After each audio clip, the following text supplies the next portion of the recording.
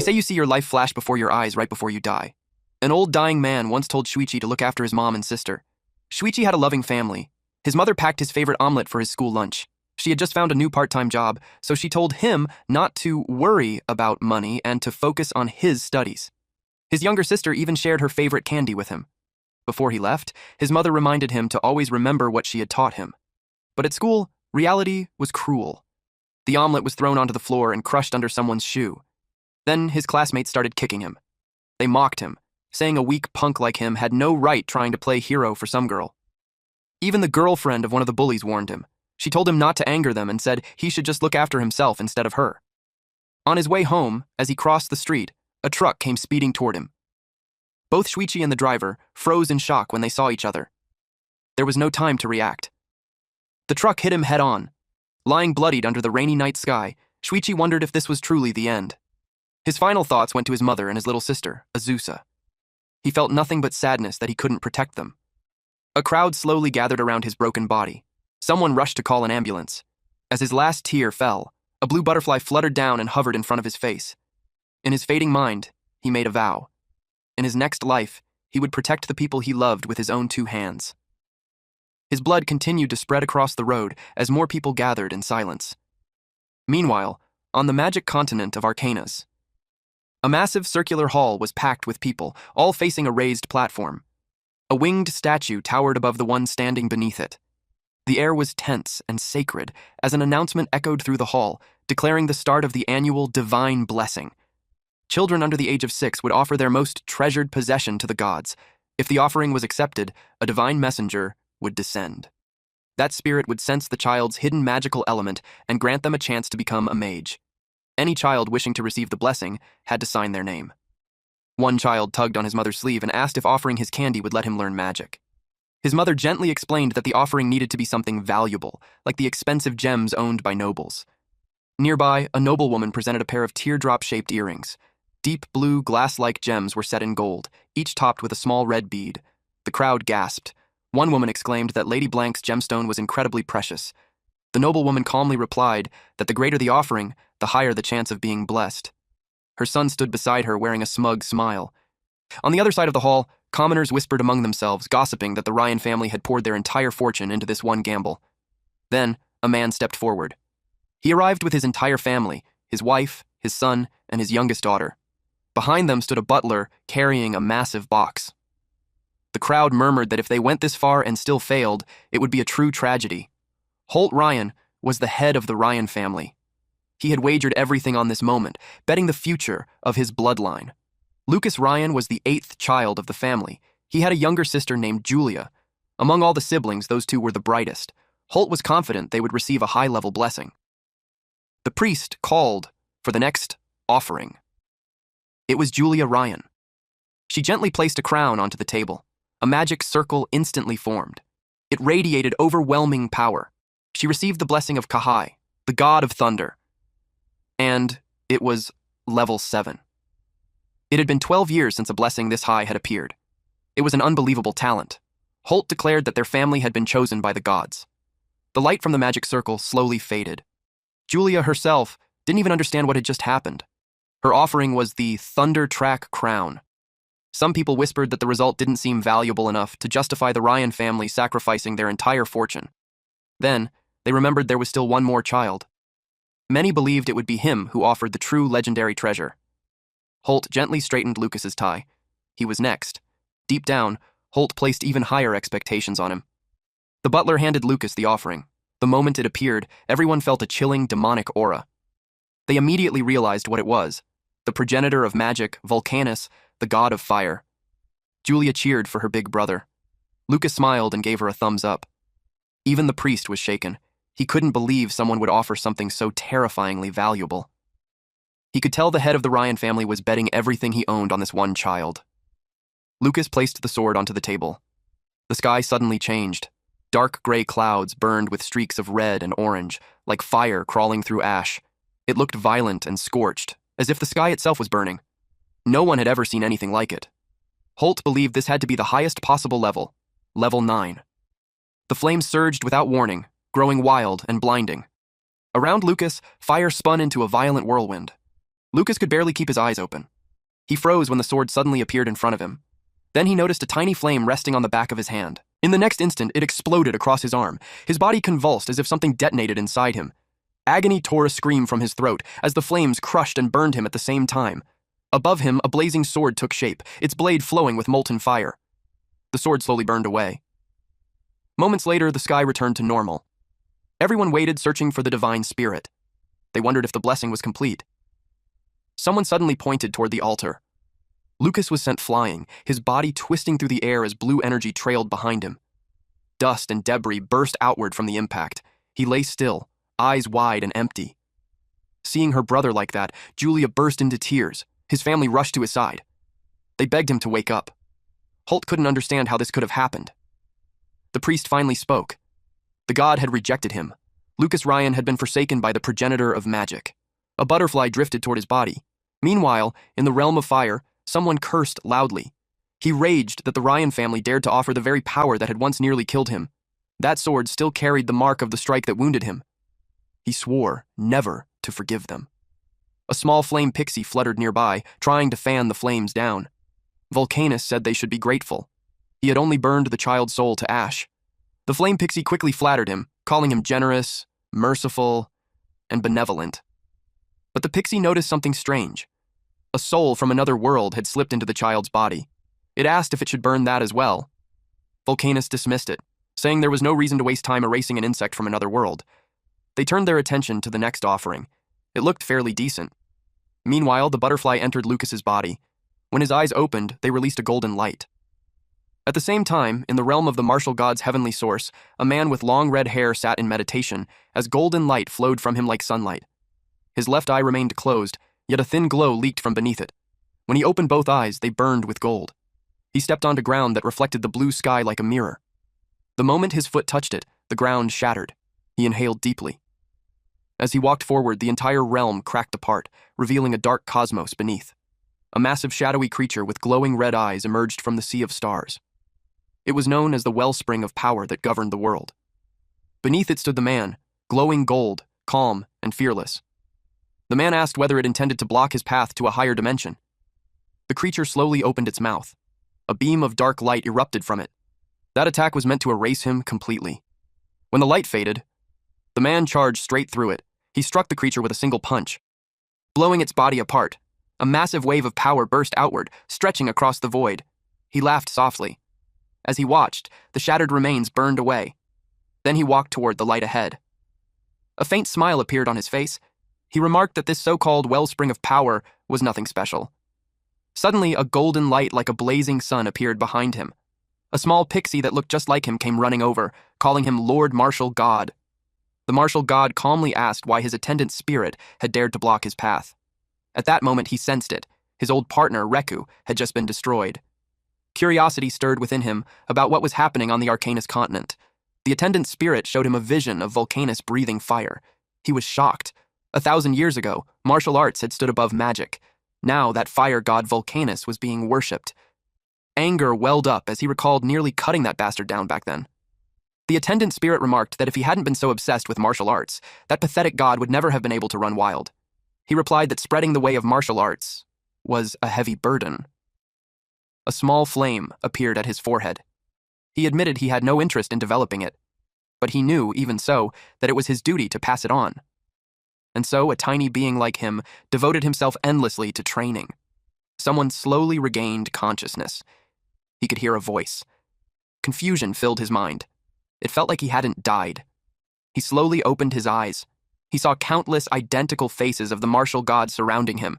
He was completely dumbfounded. The martial god introduced himself as Mars. He declared that he would bestow the blessing of the martial god upon him. Lucas was utterly confused. In the distance, the martial gods looked like small suns arranged in a perfect circle. Mars repeated his introduction while flexing his muscles. Once again, he stated that he would grant him his blessing. A beam of golden light struck Lucas's head.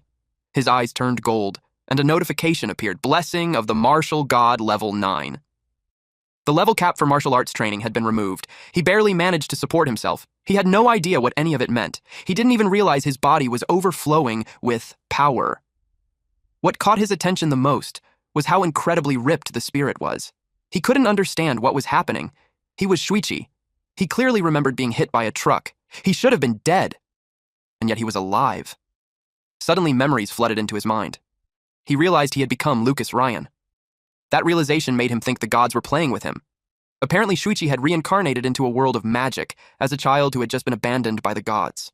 At this rate, his clan would surely disown him. His new life might end up even worse than his previous one. He thought about his mother and sister and felt anxious, but at least in his old world, they would be able to live off his insurance money. He looked down and saw his hands glowing.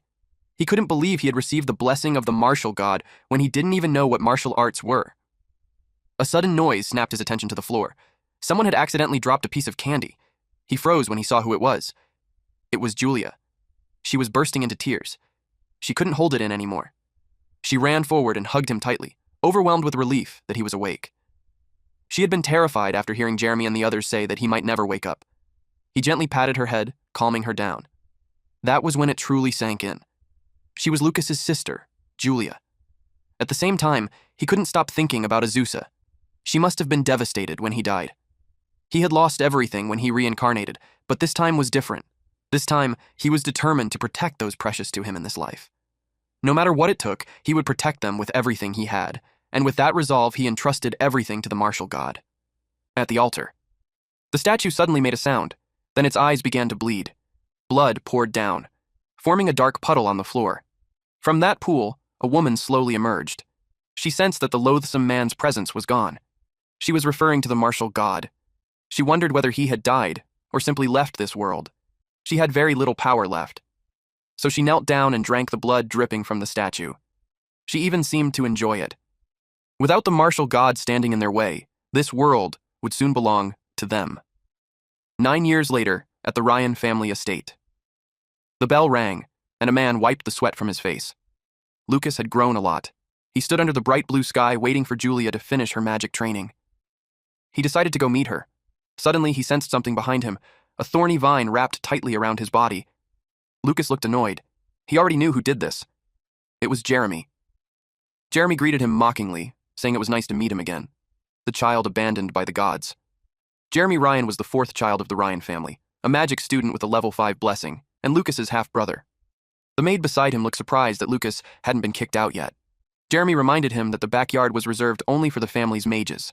The vines then tightened around Lucas's body. He threatened that Lucas might finally learn his lesson after a few broken ribs. Lucas simply yawned. He calmly said that his sister was just finishing her magic practice and would be back any second. Lucas then glared at him and warned that if he didn't want to get fried by lightning, he should let go now. Both Jeremy and the maid stiffened in fear. Still, Jeremy forced himself to act tough, mocking Lucas for hiding behind his sister. He claimed he wasn't afraid of lightning. Right on cue, lightning struck him. Jeremy was instantly scorched. The maid's face turned pale. Not long after, Lucas sensed someone behind him. It was Julia. She had unleashed the lightning using her pink staff. She warned Jeremy that if he bullied her brother again, she wouldn't go easy on him next time. She puffed her cheeks in anger. Then she told her big brother that she would remove the vines now. The vines loosened and fell to the ground. Lucas patted her head, and she smiled happily. He then asked Jeremy if he had learned his lesson and hoped he wouldn't try it again. Jeremy burned with rage. The maid hurriedly dragged him away. Lucas watched him run off just fine and commented that Julia had really gone easy on him with that last strike. Julia replied that if Lucas wanted to, he could easily beat Jeremy himself. She asked why he never fought back. Lucas reminded her that his true strength was still their little secret.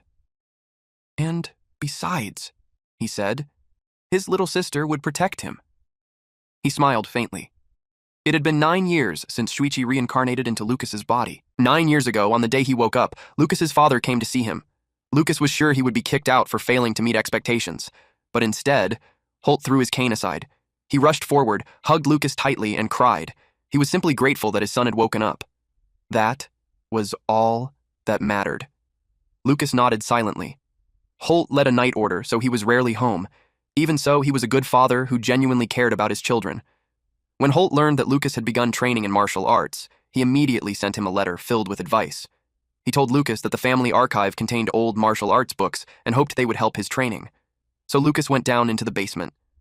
Thanks to that letter, a bold plan took shape in his mind. The young Lucas suddenly disappeared. One maid grew worried because he ran off alone every day. Another maid dismissed it, saying he would be kicked out soon anyway for being unable to use magic. Then they felt tremors. The ground had been shaking often lately. They assumed someone was practicing earth magic, but in reality, the ground was being punched. By Lucas. He spent 6 months digging beneath his room to create a secret training ground. He divided it into 4 sections. There was a study area, a storage room, a training area, and finally, a bath. He had spent most of his money on the other equipment, so he settled for a cheap tub. Ever since completing the underground space, he trained there every single day in secret, at the present time. Lucas jumped into his tub. Soaking in a medicinal bath was the most efficient way to train martial arts. It had been 3 years since he started training, using a book from the archive called the Chaotic Tempering Technique. Now, any magic attack of level 5 or lower couldn't even scratch him. His defense had finally taken shape. He stepped out of the tub and walked toward a training dummy to work on offense. He drew his sword and slashed. He turned around, then switched weapons to a spear. He struck again, slicing the dummy into countless fragments. The pieces were so fine, they scattered into the air. That was his cloud-piercing swift thunder spear, now at level 4. He decided to continue practicing. His skills had steadily improved over the past 9 years, but one thing still bothered him. According to the books, martial artists eventually hit a hard limit. To break through, they must achieve enlightenment. But enlightenment was so difficult that most people gave up in despair. That was the real reason martial arts faded, even though it was no weaker than magic. However, Lucas was different. He stood before a larger punching bag and took a deep breath. He focused and struck with everything he had. The massive punching bag exploded, and even the wall behind it cracked. Lucas exhaled slowly. That attack was Frenzied War High Explosive Fist, level 5. His levels kept rising as if there was no limit at all. He suspected this was the true effect of a divine blessing.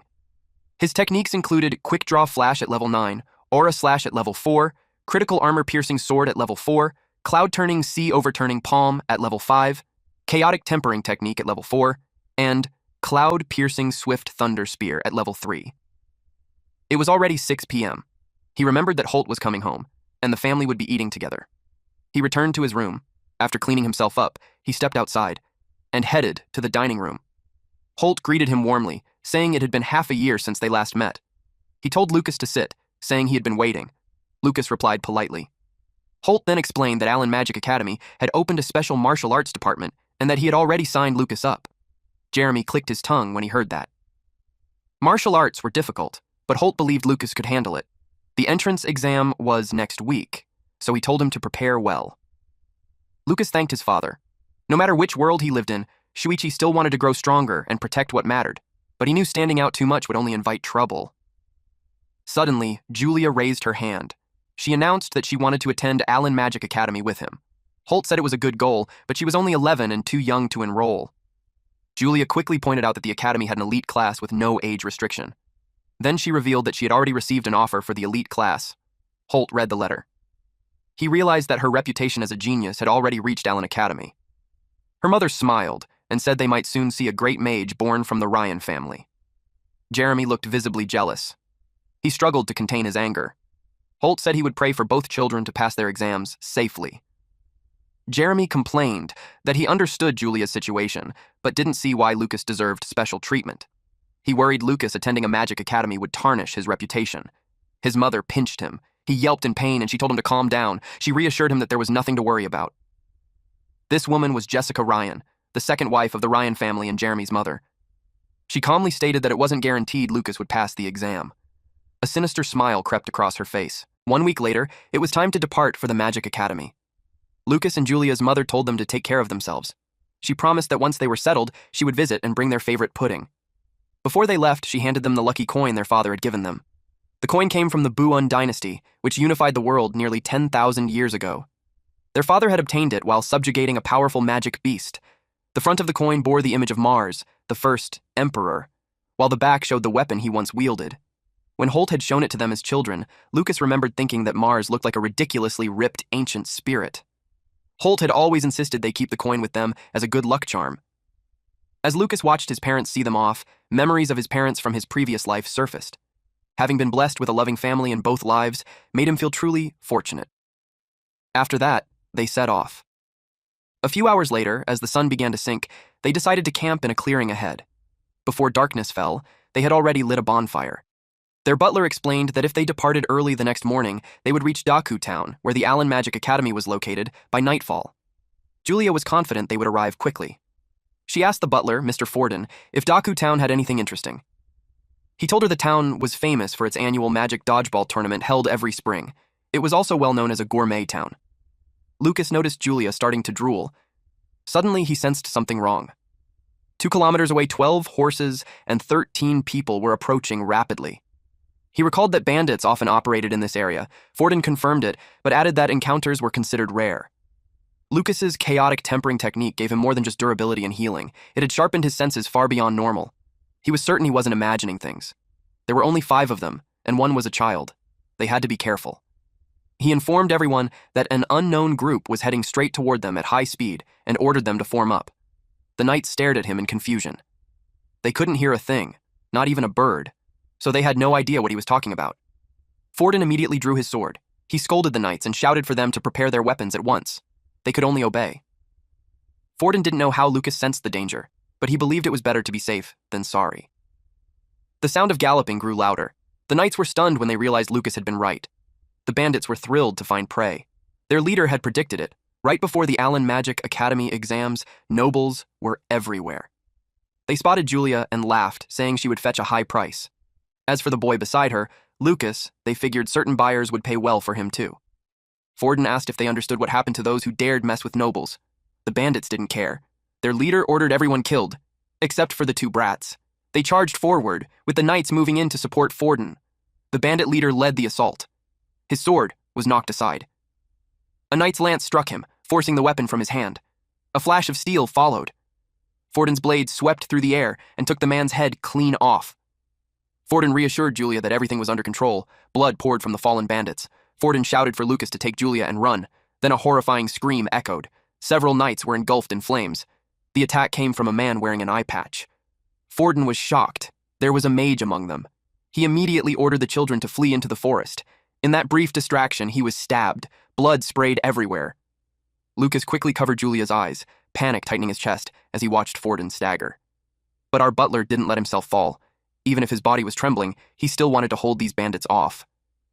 The mage raged over his fallen companion and prepared to burn them all alive. Even wounded, Forden resolved to protect the young master and young lady at any cost. Lucas knew Forden was only a level 2 martial artist. There was no way he could defeat a mage. Lucas had wanted to keep his true strength hidden, but Forden had treated him with more kindness than anyone except his parents. He was family. Lucas couldn't stand by and watch his family die. Julia noticed his clenched fists. He told her to hide while he went to help Forden. She looked at him with worry, but she nodded and obeyed without hesitation. Then Lucas sprinted back toward Forden. Forden managed to take down one bandit. After that, he could barely stay on his feet. Another bandit tried to stab him from behind. Blood burst into the air. Forden turned around. The upper half of the attacker's body was gone. The remaining bandits panicked, shouting in fear and confusion. One by one, their heads exploded. It happened in rapid succession, as if invisible stones were smashing through them with terrifying force. Someone stood nearby, gripping several rocks. It was Lucas. He felt relieved. Raising Gale Strike to level 4 by knocking birds out of the sky had paid off. Dealing with level 1 bandits was effortless. The mage grew furious, scanning the scene, as headless corpses littered the ground. He refused to believe they had died instantly. He formed a massive magic circle and declared he would take the old man with him. A gigantic fireball formed. Forden didn't even have the strength to dodge. Still, he felt thankful. Whoever intervened had saved the children. That alone was enough. Then, to his shock, Lucas stepped in front of him. Lucas punched straight into the fireball, dispersing the flames in an instant. Forden froze. He stared at the young master in disbelief. The mage was equally stunned. His spell had been completely erased. Even so, the mage sneered and prepared another spell, Ice Snake. Lucas rushed forward and calmly declared that this would be the man's end. Lucas's punch detonated in a blinding flash as it smashed into the mage. The impact was so violent it felt as if the air itself shattered. The mage's body exploded and vanished, reduced to nothing but mist. Nothing remained to fall. Forden stood there in shock, unable to speak. A child killing a high-level mage so easily was beyond reason. Lucas simply said it seemed he had some talent for martial arts. Overwhelmed with relief, Forden broke down in tears. Then an ominous presence washed over them. Something behind Forden began to move. Flesh twisted and reshaped itself, forming a grotesque monster with a ripped, sinewy body and jagged bone-like spikes tearing through its skin.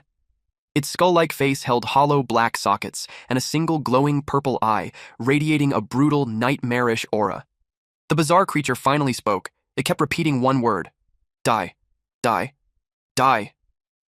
Lucas froze for a second. He didn't want Julia to see something that horrifying, so he knew he had to end this fast. The moment it swung its blade-like hands, Lucas sprang upward and cleared its reach. He dropped down and slammed a punch into its head. Then Lucas stiffened. A purple light flashed. Then chains burst out from the creature's body. The chains latched onto the corpses, and the monster dragged them in and ate them. Lucas stared, shaken, and demanded to know what that thing even was. A triangle mark appeared in its eyes. Lucas's stomach sank. That mark, it had to be the one controlling the dead. It swallowed the corpses completely. Then it lowered its stance, ready to attack again. His normal hits weren't working, so Lucas decided to use something else. The creature's body twisted, multiple hands surfaced from its torso, and it sprinted at him. Lucas rushed forward too, fists glowing with golden light, clearly about to drive a brutal punch straight through it. He activated explosive aura palm. A blinding golden surge erupted from Lucas, a straight blast that ripped across the ground. For a second, the monster was nothing but a dark silhouette, drowned inside the light. Its body started to break apart. Piece by piece, it disintegrated under the warm glow, until there was nothing left but ash. When it was over, Lucas dropped onto the grass. He exhaled hard. Then Julia called his name. She ran to him and threw her arms around him. She told him he was amazing for beating all the bad guys. Forden just stood there, completely dumbfounded by what he had seen. Then Lucas heard something nearby. A horse let out a loud, panicked sound. It was pulling a cart, carrying a woman who was tied up with her mouth covered. Lucas went rigid the moment he saw her. Meanwhile, deep inside a dark territory, corpses hung upside down like decorations. The woman who had emerged from the statue earlier was bathing in blood, drinking it like water. She learned that number 44 had been eliminated. Her eyes narrowed, wondering who could have done it, but she didn't dwell on it. Restoring her power mattered more than anything else. Back with our MC. Under the night sky, Julia learned the woman's name was Maya Rasta. Forden frowned. He felt like he'd heard that name before. Julia felt the same way. Lucas explained it. The Rasta family and the Ryan family were both noble houses that lived near Daku town. Julia asked Maya how she ended up getting attacked by bandits. Maya's eyes turned teary.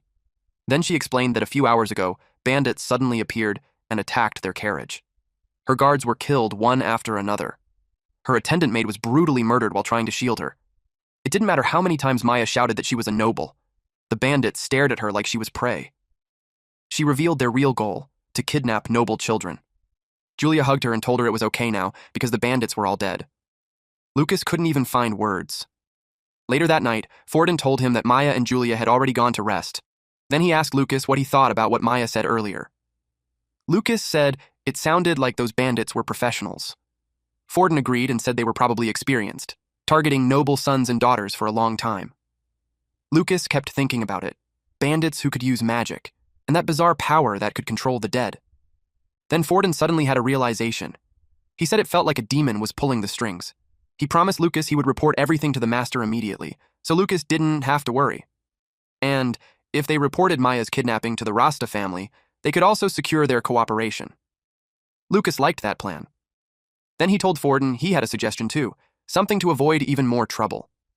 The next day, near the border region of the Carmina Empire, they reached Daku town. Inside the carriage, someone announced they were canceling the plan to stop and sightsee. Julia immediately looked upset, but Lucas explained why. Some of those bandits from yesterday could still be in town. For safety, it was better to head straight to the Magic Academy. Lucas told her to understand. It was for their safety. Maya agreed, but Julia looked like she was about to cry. So Lucas quickly came up with a compromise. He knew she wanted to visit the gourmet street, so he promised to buy whatever she wanted when they passed by. Julia perked up instantly. Maya noticed it too. Those two clearly got along well. Then Forden informed them they had entered the town. He suggested they open the window and take a look outside. They did, and they were stunned.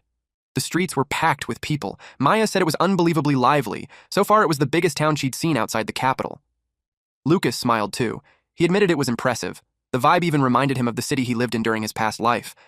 Then a clown suddenly popped up near their window and offered them a creepy-looking plant. It scared both girls.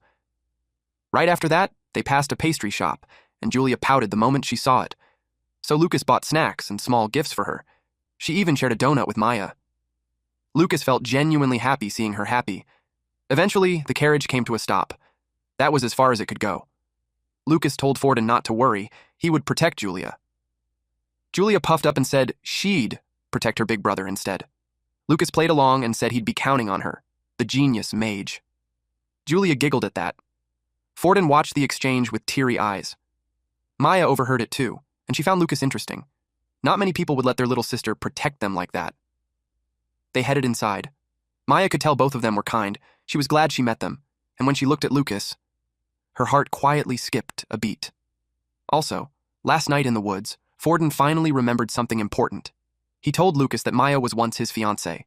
When they were kids, the two of them were close, really close, and genuinely happy. But everything changed after the priest performed the judgment demon.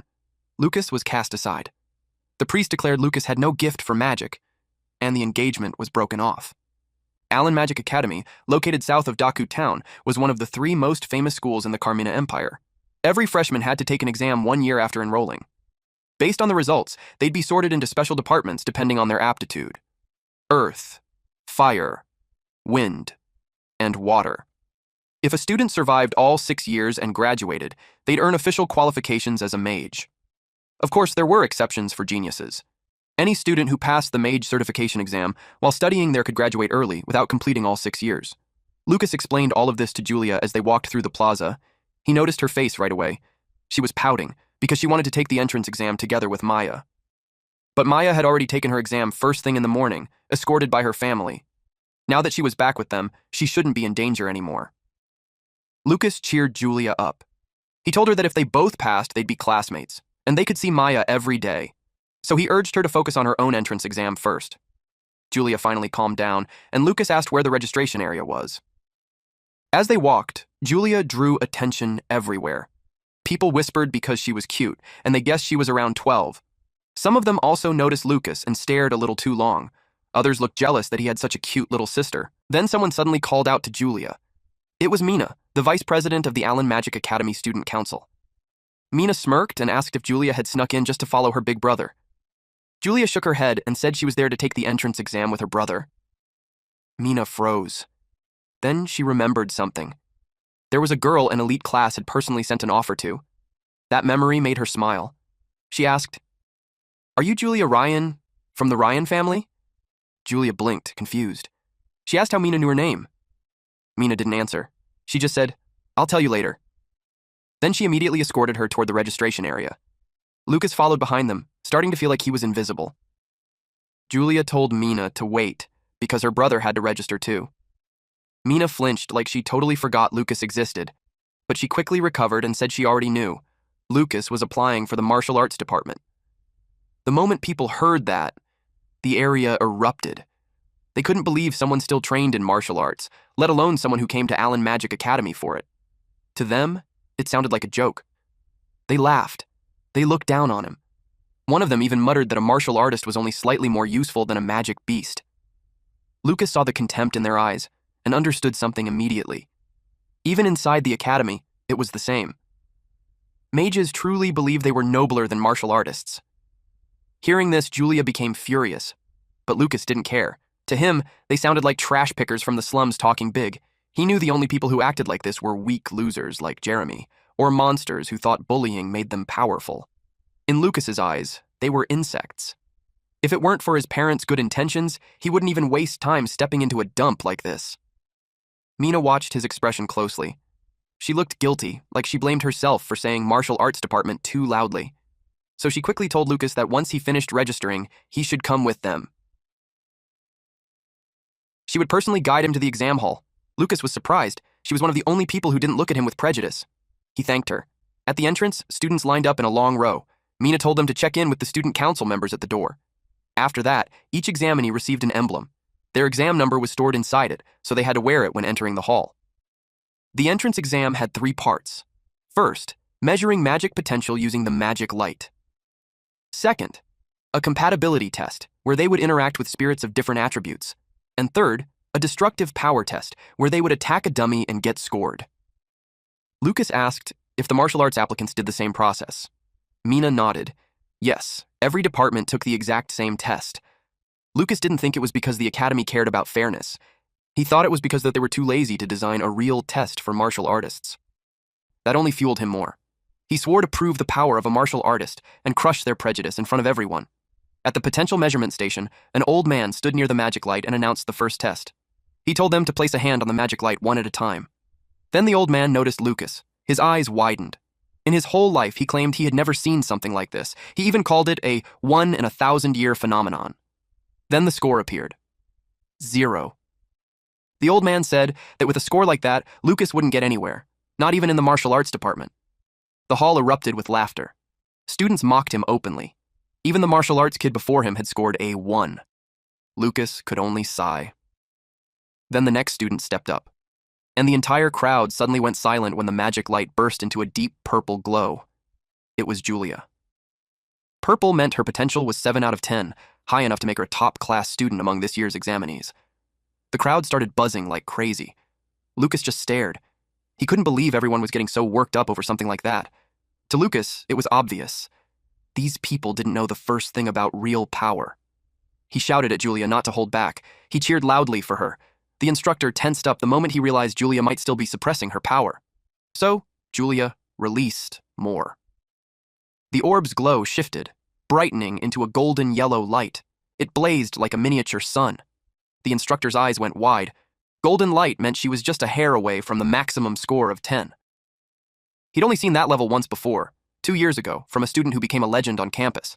But Julia was much younger than that student had been. The instructor was stunned and genuinely impressed. Then, Julia finished the test. She ran straight to her big brother, smiling like she'd just won a prize. The crowd's attention immediately snapped to Lucas. Julia hugged him tight and asked if she did great. Lucas gently patted her head and told her she'd become an archmage someday. Behind them, one student whispered that Julia was a genius, and Lucas was a worthless piece of trash. The guy next to him instantly covered his mouth and hissed at him to stop. He warned him, "Do you have any idea what Julia would do if she heard you insult her brother?"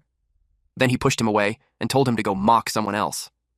In his mind, it wasn't worth making an enemy out of a genius just to laugh at some loser. Lucas heard it all, and he stayed calm, because this was exactly what he wanted. As long as Julia showed off her talent, no one would dare bother him too much. That meant he could finally have a peaceful school life. All the hard work he'd put in over the last 3 years, all the effort spent strengthening Julia's talent, it was finally going to pay off. Soon they moved to the second test, the Spirit Hut. Lucas had been waiting for this part for a long time, because this was where all his preparation would truly matter. They stepped into the next exam venue, at the compatibility test site. Spirits of different elements floated through the air. They quickly caught the students' attention when they began circling Julia. She played with them casually. Everyone was shocked. One student had even received a level 6 blessing from the wind god, yet not a single wind spirit approached him. Meanwhile, spirits of every element gathered around her. The students immediately assumed she had near-perfect compatibility with all elements. They whispered that the girl's talent was terrifying. Lucas felt relieved. His custom skill, Mage Key Art, was quietly boosting Julia's potential. Even though she was only level 2, it was already more than enough to pass the entrance exam. The instructor announced her result, 9.6 compatibility, the highest among all examinees. He congratulated her, and she politely thanked him. Then she suddenly turned her head and glared. Some of the other students were trying to get closer, but their eyes made their intentions obvious. She quickly hugged her brother and buried her face in his chest. He asked her what was wrong. She whispered, asking why those people were looking at her like that. She was scared. He told her it couldn't be helped. She was a genius, and from now on, people would stare at her even more. He told her not to worry about what others thought and to slowly get used to it. She realized he was right and made up her mind to grow stronger so she could protect him. He encouraged her to keep going. Deep down, though, he hadn't expected her to be affected by the attention. He realized he also needed to help build her mental toughness. Nearby, 2 men whispered to each other. One of them muttered that Julia should have been royalty class, but since her brother was useless, it made sense. The other asked what the brother's compatibility score was. They assumed it was 0, just like before. But when Lucas entered the hall, all the spirits scattered away from him. their faces filled with disgust. Then something strange happened after the first test.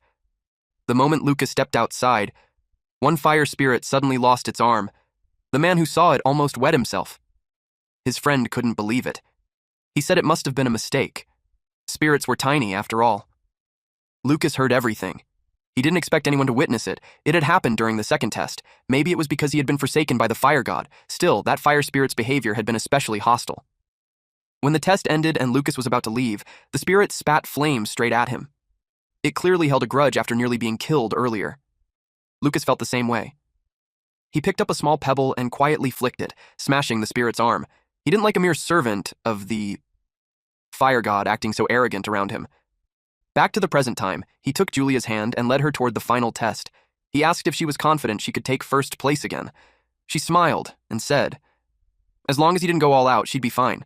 He replied that he wasn't planning to get serious anyway. He intended for her to protect him.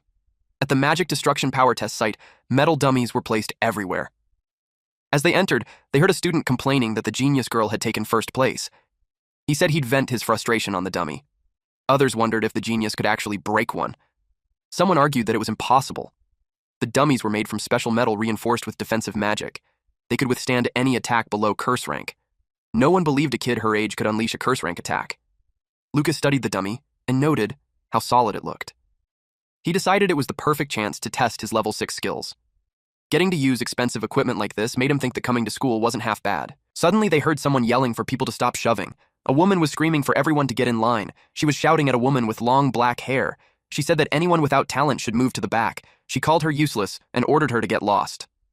The long black-haired woman slowly turned and glared at her, activating a technique through her eyes. The shouting woman felt her chest tighten as if her heart was being squeezed.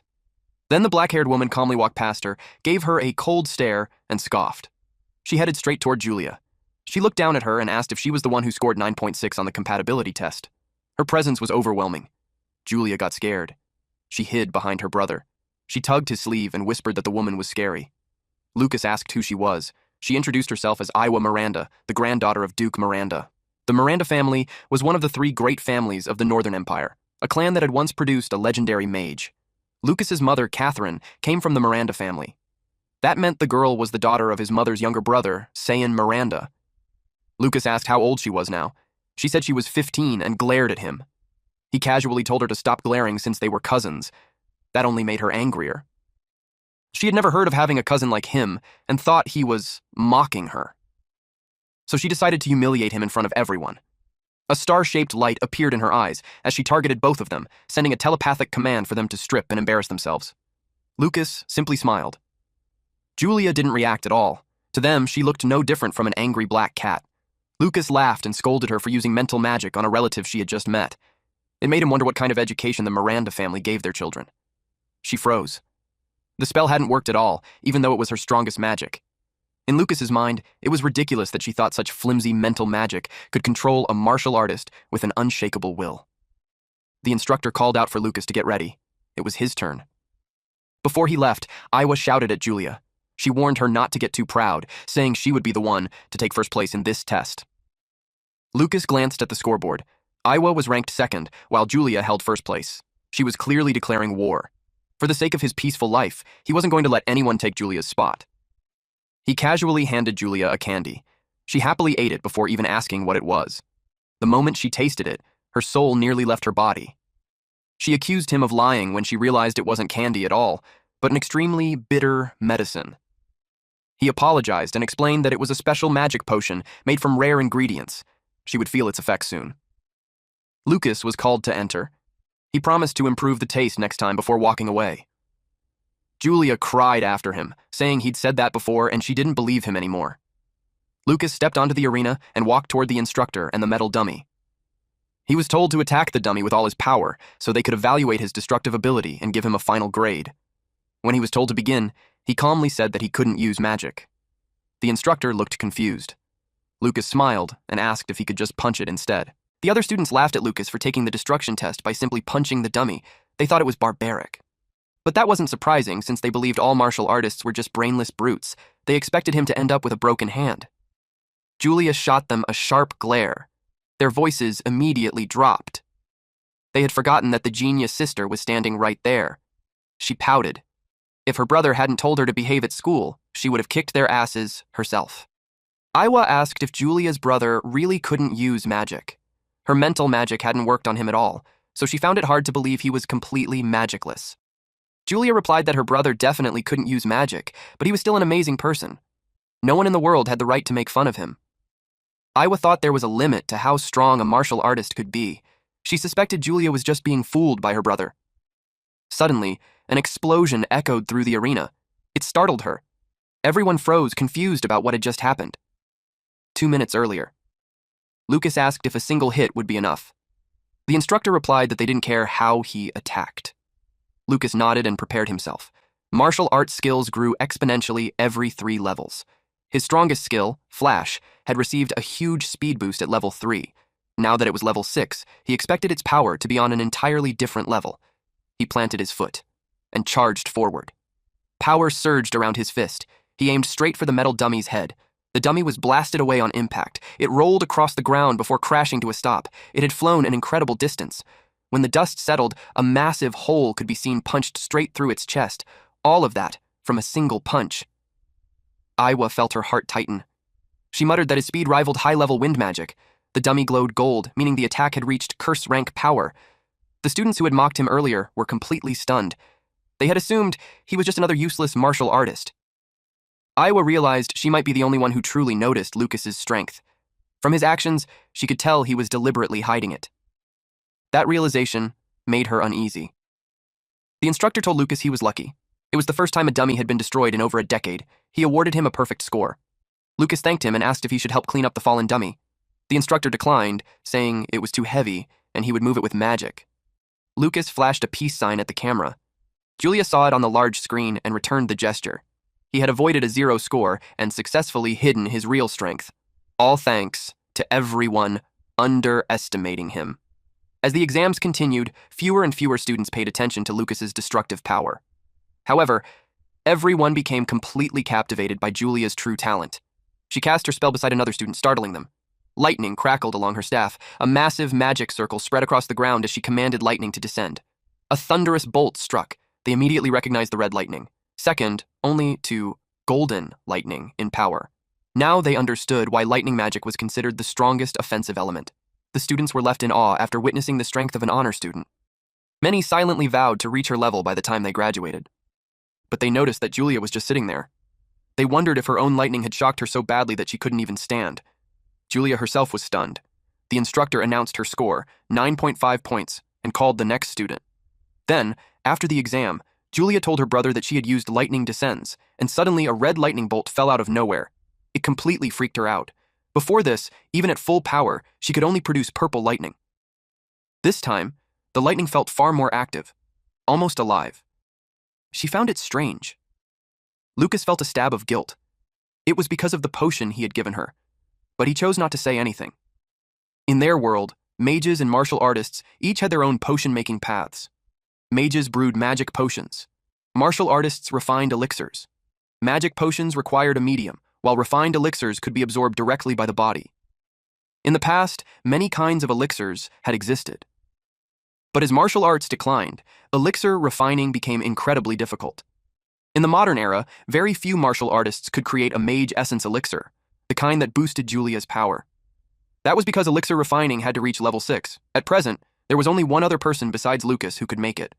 The only known level 6 martial artist, Duke Retsuzan, Minister of the Imperial Ministry of Martial Arts.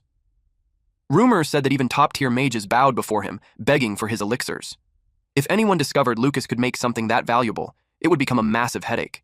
He had to keep it an absolute secret. After all, his elixir refining was already at level 6. Later that day, they sat together on a bench. Julia asked if it was finally over. Lucas told her it would take just a bit longer.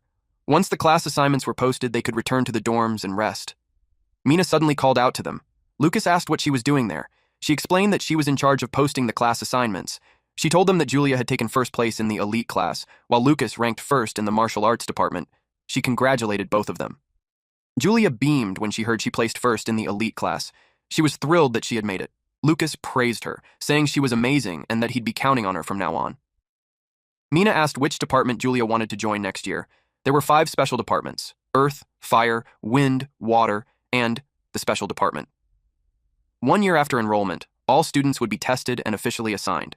Julia thought for a moment. Based on her attributes and the wind god's blessing, she chose the wind department. Mina's eyes lit up. She happily told Julia that she would be waiting for her there. Lucas noticed how actively Mina was already scouting talented students. Then, Mina offered to escort Julia to the girls' dormitory. Julia waved goodbye to her brother. Lucas asked Mina to take good care of his sister. After that, he headed toward the martial arts department. Students crowded around the results board. Just as expected, Julia's name was at the very top. Someone muttered that all the other freshmen that year were nothing but props, meant to make the genius look even better. It sucked to be them. Because Julia ranked first, Iowa lost. She clenched her fists and swore that one day she would take first place herself. She wanted to prove it, to Lucas, and to Julia. Back to our MC. Lucas looked disappointed. He knew the martial arts department wasn't exactly a priority, but the dorm was so run down that he wondered if anyone actually lived there. It looked like it could collapse at any moment. On the bright side, a place like this would be quiet. It was perfect for the peaceful school life he wanted. But the moment he stepped inside, a perky, silver-haired man greeted him enthusiastically. He already knew Lucas, the guy who took first place in the martial arts department. He introduced himself as Kai Taroy, a fellow student in the same department. He flashed a bright, confident smile and said it was nice to meet him. Lucas didn't reply and simply walked past him. He headed to the registration table. Kai followed closely behind and excitedly told him that punching the dummy and sending it flying had been amazing. Lucas replied calmly that he had just gotten lucky. The instructor informed Lucas that his room was on the second floor and handed him the key to room 205. Kai glanced at it and immediately said they were roommates. Lucas groaned when he saw the hallway. It was old and filthy. Kai led him to room 205. When they opened the door, 2 people were already inside. Kai froze in surprise. The 2 introduced themselves. The green-haired man was Collins, and the blonde was Sharp. From now on, they would all be roommates. Kai looked visibly disturbed. The room was absolutely filthy. He covered his nose and complained loudly, saying it was worse than a pigsty. When he spotted a spider, he shrieked and jumped back. He asked Lucas if he seriously planned to live in a place like this. In his head, Lucas noted that Kai was a germ-obsessed pretty boy. Kai suddenly pulled out a gold coin, instantly grabbing the attention of Collins and Sharp. He said he would give it to whoever cleaned the room. They stared at it in disbelief. That single coin was worth more than a month's salary. Lucas wasn't surprised. Kai was clearly the heir of one of the 3 great noble families of the imperial capital. Collins and Sharp immediately got to work cleaning. Still, Lucas couldn't help thinking that no one had warned him he'd be living in a dump like this. Kai tried to reassure him, saying that since this was the famous Allen Magic Academy, the living conditions would surely improve over time. Lucas nodded, trying to believe him. Kai muttered that the place felt more like a jail cell. Another spider crawled out. Kai instantly hid behind Lucas. Lucas warned him that if he kept talking like that, the student council might drag him away. Eventually, the cleaning was finished. Kai praised Collins and Sharp for their hard work. The room was simple, but now it was spotless. Kai handed out the rewards. He declared that from now on, as roommates, he would protect them.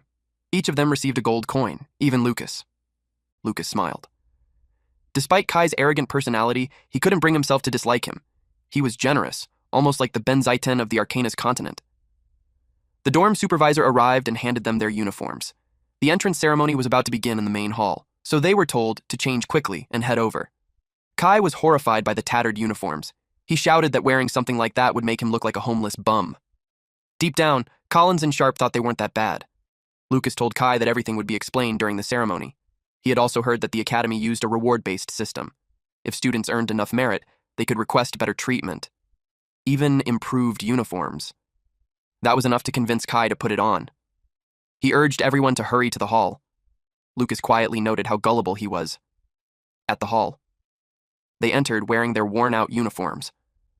Lucas scanned the room, and something immediately caught his attention. The hall was already filled with students. Collins commented on how grand and beautiful it looked. Kai scoffed, saying it was nothing compared to his own home.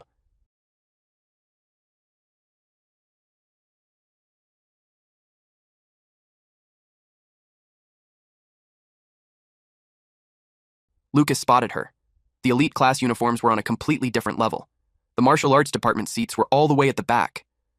Kai suggested that if Lucas wanted to say hi to his sister, he should do it now. Lucas shook his head and said it was fine. He just wanted to take his seat. Deep down, though, he felt proud. The elite uniform looked great on Julia. The distance to their seats was ridiculous. It made Kai mutter that the martial arts department was clearly being discriminated against. They sat down. Lucas noticed a woman seated in front of him. Suddenly, the flame in the lamp gathered at its center, forming the shape of a flower bud. A man shaped the fire into a blooming flame flower and held it in his hand. It was fire mold, level 6. A figure stepped out from the flaming bud.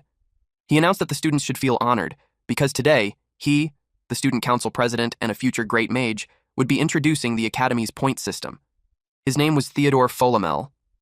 The girls immediately began fangirling. He looked cool, and their excitement doubled when they learned he was a level 6 mage. Theodore continued. At Allen Magic Academy, the point system was the foundation of everything. Magic skills, rare books, tamed magic beasts, rare materials, even guidance from great masters. Any learning resource they could imagine could be obtained with points. There were many ways to earn points, however, labor paid extremely poorly, only 1 to 5 points per hour. It was far more efficient to earn points by participating in departmental events. For current students, guiding freshmen today was one of the best earning opportunities. Lucas thought of how Mina had guided Julia. Now it made sense. Theodore added that joining the student council provided a stable monthly income. The president earned 500 points per month. The vice president received 200, and regular members earned 100. Finally, he mentioned a high-risk task: monster hunting. Behind the academy lay the Magic Beast Mountain Range, notorious for being infested with dangerous creatures. Students could hunt magic beasts and exchange the materials for points. That immediately caught Lucas's attention. To him, it sounded like a training ground made specifically for him. A few hours later, Kai was sleeping soundly. An incense burned quietly beside his bed. Lucas slipped out of the room. Thanks to the tranquil incense, his roommates were completely knocked out. Finally, he could head to the Magic Beast Mountain Range. The martial arts department building sat at the very back of the academy, which meant the Magic Beast Mountain Range was right beyond the wall. He jumped over it, then crossed several rooftops. He moved closer to the outer boundary. Eventually, he slipped out and headed deep into the forest. The first monster rushed him. It was a purple frog with a horn on its head and 3 spikes on its back. Lucas leaped over it. The monster panicked when Lucas grabbed its horn. He slammed it into the ground, causing a violent explosion. Just like that, the monster was defeated. The poor creature lay there pitifully, its horn torn off. It was a giant, black-horned frog.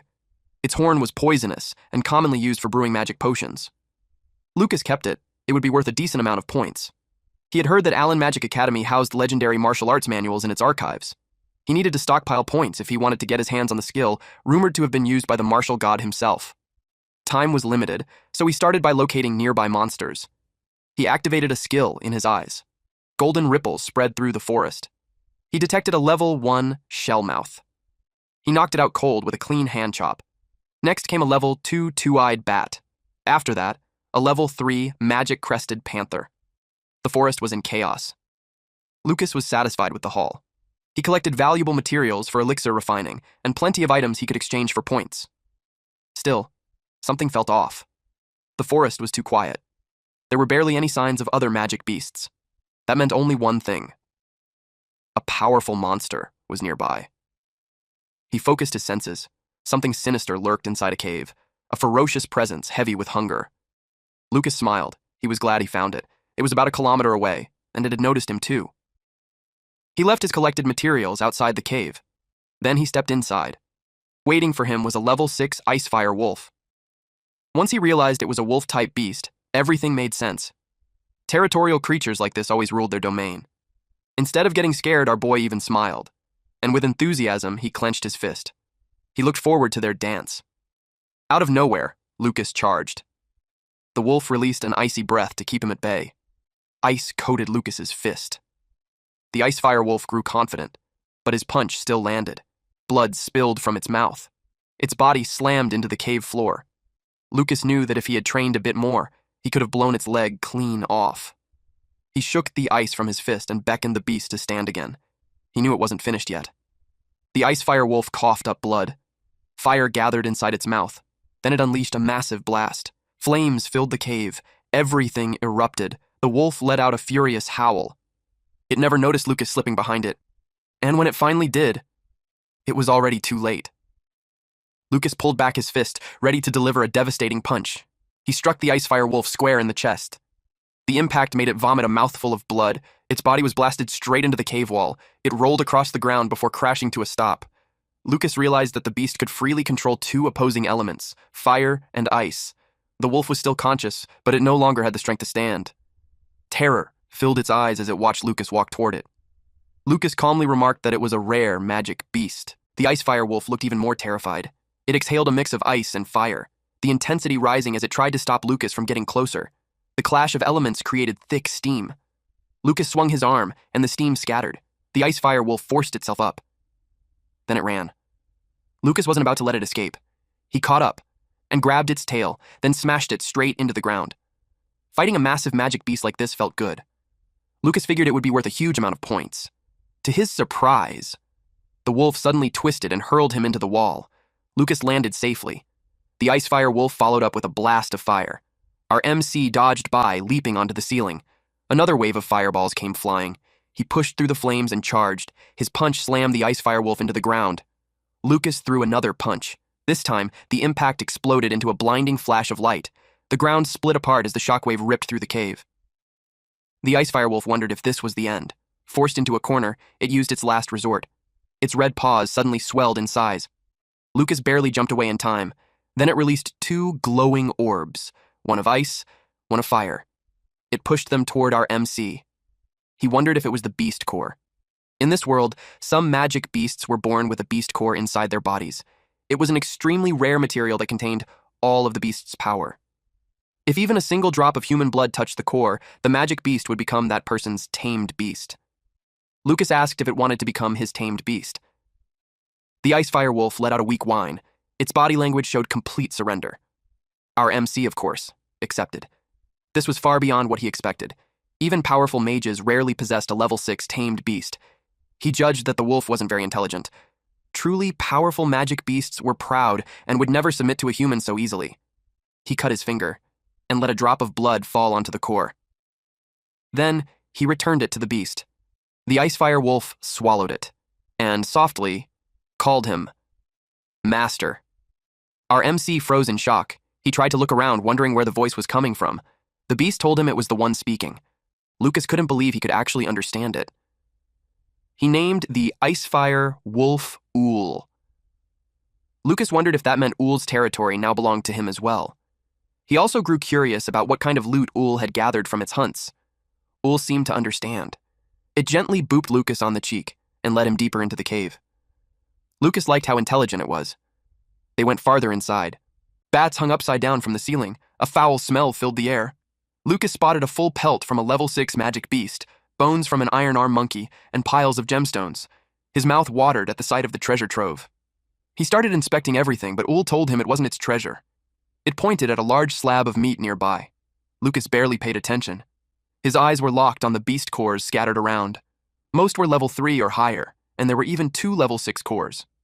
Ool explained that it had already eaten all the water and fire attribute beast cores. To level up, a magic beast had to consume beast cores at or above its own level. That meant Ool had defeated at least 2 opponents as strong as himself. Lucas rewarded Ool for a job well done. Ool loved it. The smell alone made it happy. Its wounds slowly began to heal. Lucas explained that it was a healing potion that worked on magic beasts as well. He told Ool to recover and guard the treasure. Ool was thrilled to receive its first mission. It proudly told him he could trust it. That took care of his next objective. Our MC simply smiled. The next morning, at the classroom building, everyone was finding their seats. Lucas was still sleepy after pulling an all-nighter. Thanks to the sleeping incense, he didn't feel exhausted. He tried to count the treasure he had gained, but Ool kept distracting him. Then the bell rang. A few minutes passed. The students began wondering where the teacher was. They had expected the instructor to be waiting for the first class, but the room remained empty. Kai muttered that maybe the academy had forgotten to assign a teacher to the martial arts department. Our MC said that was impossible. Footsteps soon approached. Someone staggered in and tossed an empty liquor bottle onto the floor, complaining that he had drunk too much. The door creaked open. The students froze. A sloppy, unfocused man stood there. He introduced himself as Shigart, the person in charge of the martial arts department. He announced that class was about to start. Our MC was definitely not pleased. Shigart wrote his name on the board. He yawned as he lazily held up a book. Kai was already getting irritated. He leaned in and whispered to Lucas, asking if that sloppy man was really their homeroom teacher. He didn't look the part at all. Suddenly, something smacked Kai on the forehead. He yelped in pain, leaving the entire class confused. Lucas caught the movement. It was fast. From that alone, he guessed Shigert was at least a level 5 or even level 6 martial artist. Shigert coldly told them that from now on, no one was allowed to talk without his permission. Then he began taking attendance. He called Tishy first, then Lucas. Our MC remembered her from the entrance ceremony. While everyone else had been noisy and restless back then, she had sat quietly the entire time. That calm focus had left an impression on him. A short while later, attendance was finished. Shigart was about to start the lesson when he suddenly realized he'd forgotten the textbooks. He appointed Tishy as the class representative and told her to go to his office to fetch them. Tishy froze, then blushed. She asked if he really meant her. Shigart confirmed it without hesitation. Kai immediately protested. He said class representatives should be chosen fairly through competition. He bragged that with his family background and abilities, he was clearly the best candidate. Then, he took another hit. Shigart reminded him, once more, now with conviction, that speaking without permission was not allowed. The chalk in Shigart's hand crumbled to dust. Then he instructed Tishy that after handing out the textbooks, she was to lead the class in self-study. Tishy looked delighted. She had passed the entrance exam, and now she had even been chosen as class representative. This felt like a chance to change her fate.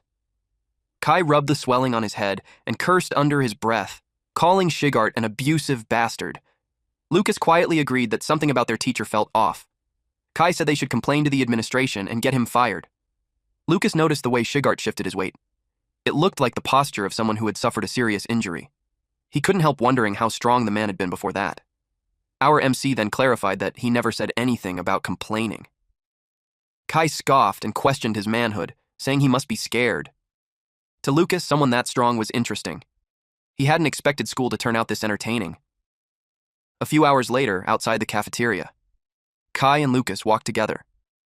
Kai complained non-stop, saying all they did was self-study because of that lousy teacher. He hated how irresponsible Shigart was for choosing a class representative on a whim. He called him the worst. Lucas barely listened. The moment he spotted Julia, he headed straight toward her. He gently patted her head and asked how her first class went. She happily told him her teacher was Miss Linda, who was super kind. She had even encouraged Julia to aim for class representative next week. Kai muttered that class representatives were usually chosen a week after school started. That made Julia curious. She asked if the martial arts department had already picked one and wondered if Lucas had been chosen. Lucas told her it wasn't him. He then invited her to lunch, saying he'd heard the food was pretty good. Julia's eyes lit up with excitement. Kai shouted after them, telling them to wait. At Allen Magic Academy, even meals were tied to the point exchange system. New students with no points were allowed to exchange cash for points, but only once. On top of that, each department had a different exchange rate. The food looked amazing and smelled incredible. Julia shared her meal with her brother. Kai grew increasingly irritated. He stared at his tray in despair. They had both paid 1 coin, yet elite class students received 100 points worth of food, while the martial arts department only got 10. He called it complete bullshit. Earlier, when he complained, the teacher bluntly told him that the martial arts department rate was fixed at 10 points. If he had a problem with it, he could leave. Even the instructors openly discriminated against martial artists. They told him that nobility meant nothing inside the academy. Students without talent just had to work harder and save up points. Kai felt like he had lost his human rights the moment he enrolled. Julia quietly shared her food with him. Kai was deeply moved. He thought she was unbelievably kind. In Lucas's mind, Kai was being a little dramatic. They focused on eating. Then Maya approached. She greeted Lucas and Julia. Julia invited her to sit with them, but Maya said she had already eaten. Instead, she handed Julia a small bag of baked cookies to thank her for what happened the other day. Little sis happily accepted them. Lucas tried one and said it was delicious. Maya looked genuinely happy. Julia then commented that she was a great cook.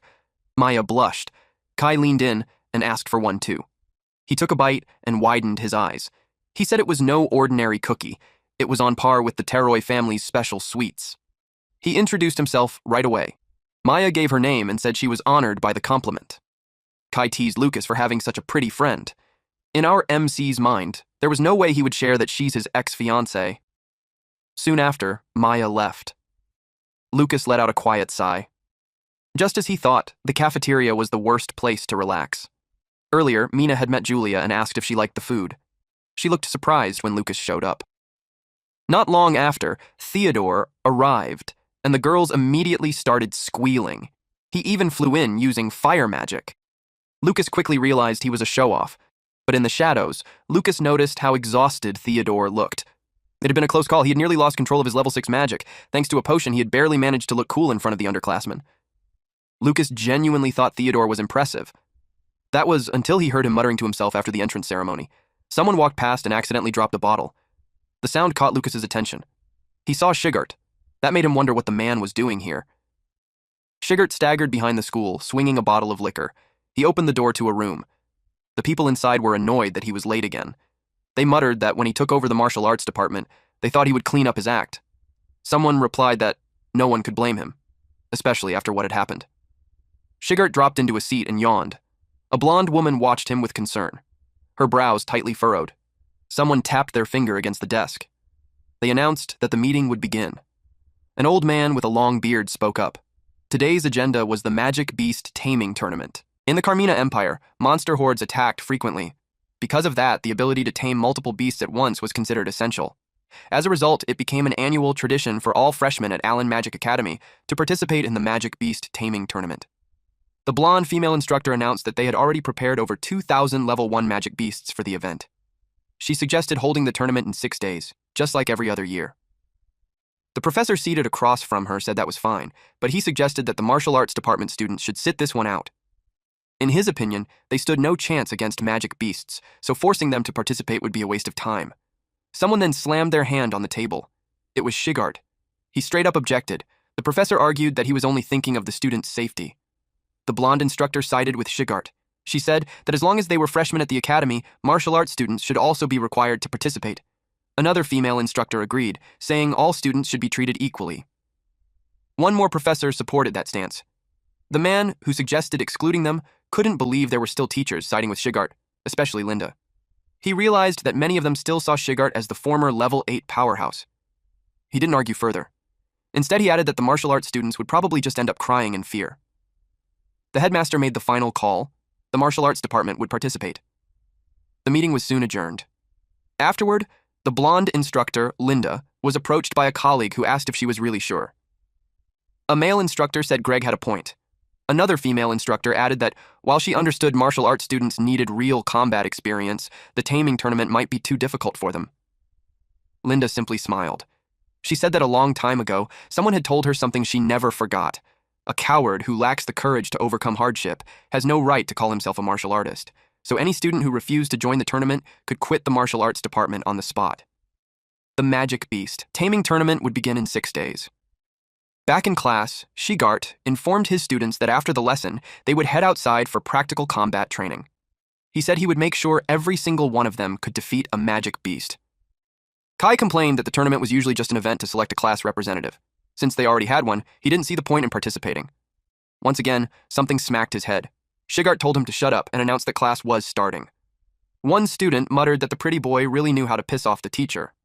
Lucas thought about the upcoming practical combat training. He quietly reminded himself to be careful not to send his sparring partner flying. They immediately moved to the open training grounds and began. A long brown-haired student was suddenly launched into a tree. The one who did it was Tishy. Lucas quietly observed the training. Since everyone there had passed the entrance exam for the martial arts department, none of them were weak. Among them, Tishy stood out the most. He could tell she was the strongest one after him. He carefully observed while sending another student away. Seeing that it was getting late, Shigart called an end to the training for the day. Kai let out a sigh of relief. It was finally over. Collins told Kai that he was heading to the cafeteria and that he'd bring food back for him later. Sharp immediately asked if he had made another deal. Kai explained that he had given Collins a coin. In exchange, Collins would bring him food bought with points. Collins earned extra cash, and Kai saved his points. A win-win. Sharp looked regretful that no one had told him about such a great deal. Collins said Sharp could take the next one. Kai didn't really care who handled it, but Sharp made him promise. Lucas watched them and realized Collins was smarter than he looked. He was increasing his allowance while keeping good relationships with everyone. On the contrary, Kai thought he was the clever one and asked our MC if he agreed. He suggested Lucas learn a thing or two from him, joking that he wouldn't even charge tuition. Lucas gently brushed Kai's elbows off his shoulders. He said he appreciated the offer, but he'd pass. Kai was stunned. He assumed Lucas didn't care about points because his sister was in the elite class. But Kai had it completely wrong. Even without Julia, Lucas wasn't worried about food at all. After all, he had the bounty of nature. Smoke rose from inside a cave. Someone was roasting meat. It was our MC. If he didn't need to walk Julia back to the dorms, he would have used dinner time to train. But today, Mina had tried getting close to Julia again, so he couldn't lower his guard. If Mina showed even a hint of bad intentions, Lucas would make sure she regretted it. He noticed Ul wagging its tail. The ice-fire wolf stared at the meat, drooling heavily. Lucas handed it over. The more he looked at Ul, the cuter it seemed. The wolf was overjoyed. Lucas had shared his food without asking for anything in return, making Ul think that being tamed might not be so bad after all. Lucas told the beast that after eating, it would help him train. He promised he wouldn't hurt it. Ul was terrified. In the end, Lucas did not go easy on him. Meanwhile, at the Ryan family estate, Lucas's mother stood beneath the night sky. Worry is clear on her face. Holt walked up beside her. He asked if she was thinking about the children again. She admitted that she was. There was no point hiding it from him. He told her their classes had probably already begun. Then he gently suggested that if she missed them, she should go visit. He told her that he'd be passing by Daku Town for work and could take her along. She was overjoyed at the thought of seeing them again, at Count Grindo's estate. Someone entered barefoot. The people gathered inside wore black hoods and masks. On the stage stood a naked woman, her body covered only by a black cape. She greeted Jessica as she stepped inside. She invited her to take a seat. Jessica smiled back. She had pale yellow curls and deep blue eyes. The woman presented her newest creation, Jade Dream. The moment it was consumed, the drinker's entire body would glow. Jessica accepted the glass. She then slit her wrist. Her dripping blood was collected into wine glasses, and drank it. The woman encouraged everyone to enjoy themselves. She removed her cape. Then she announced that the game had begun. A purple triangular mark with a dragon at its center appeared on her back. Jessica watched quietly. She swirled her wine glass, mixing the blood within. Later, in a bedroom, they spoke about how an 11-year-old girl had destroyed the Black Wind group. The green-haired woman and Jessica lay naked on the bed, holding each other as they talked. The girl, they said, had inherited the talents of both the Catherine and Miranda families. The green-haired woman remarked that someone at mere level 7 should not have been able to defeat them. Jessica bit her lip until it bled, forcing herself to suppress her rage. The green-haired woman told her that her child's efforts would never bear fruit. She knew exactly what Jessica wanted. She wanted Catherine and her daughter dead so she could become the Baroness. Jessica admitted it and asked what she should do. The green-haired woman smiled. She placed a triangular mark on Jessica's body. She whispered that there was something beautiful about watching a young bud wither. The next day, Tishy informed her classmates that they would be doing more practical combat training that morning. Groans filled the room. Everyone looked exhausted, dark circles heavy under their eyes. One student complained that the pain from last night was so bad they couldn't sleep at all. Another bluntly said that Shigart was a monster. Tishy nodded. She admitted it hurt, but said it was all for the sake of getting stronger. She encouraged everyone to push through and do their best. Someone was surprised when they learned that her entire body was aching too.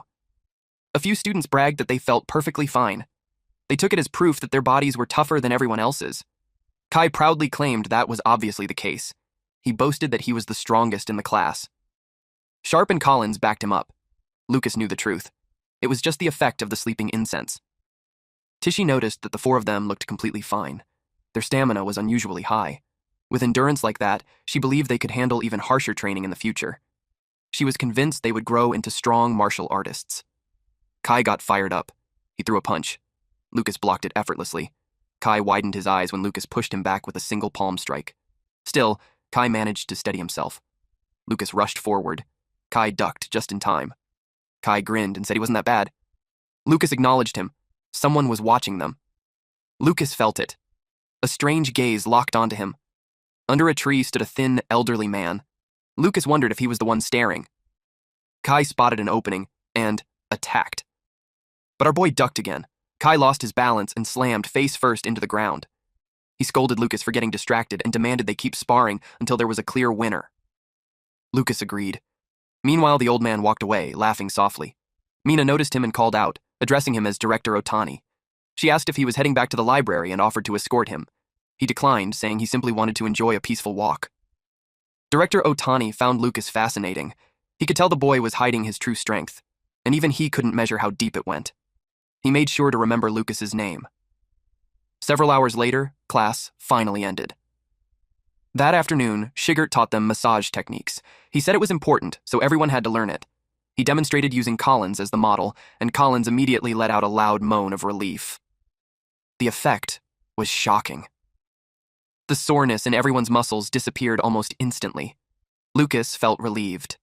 Just like that, everyone forgot how only the four of them had felt perfectly fine that morning. Now he could focus on making progress at the new training ground. But first, he needed materials.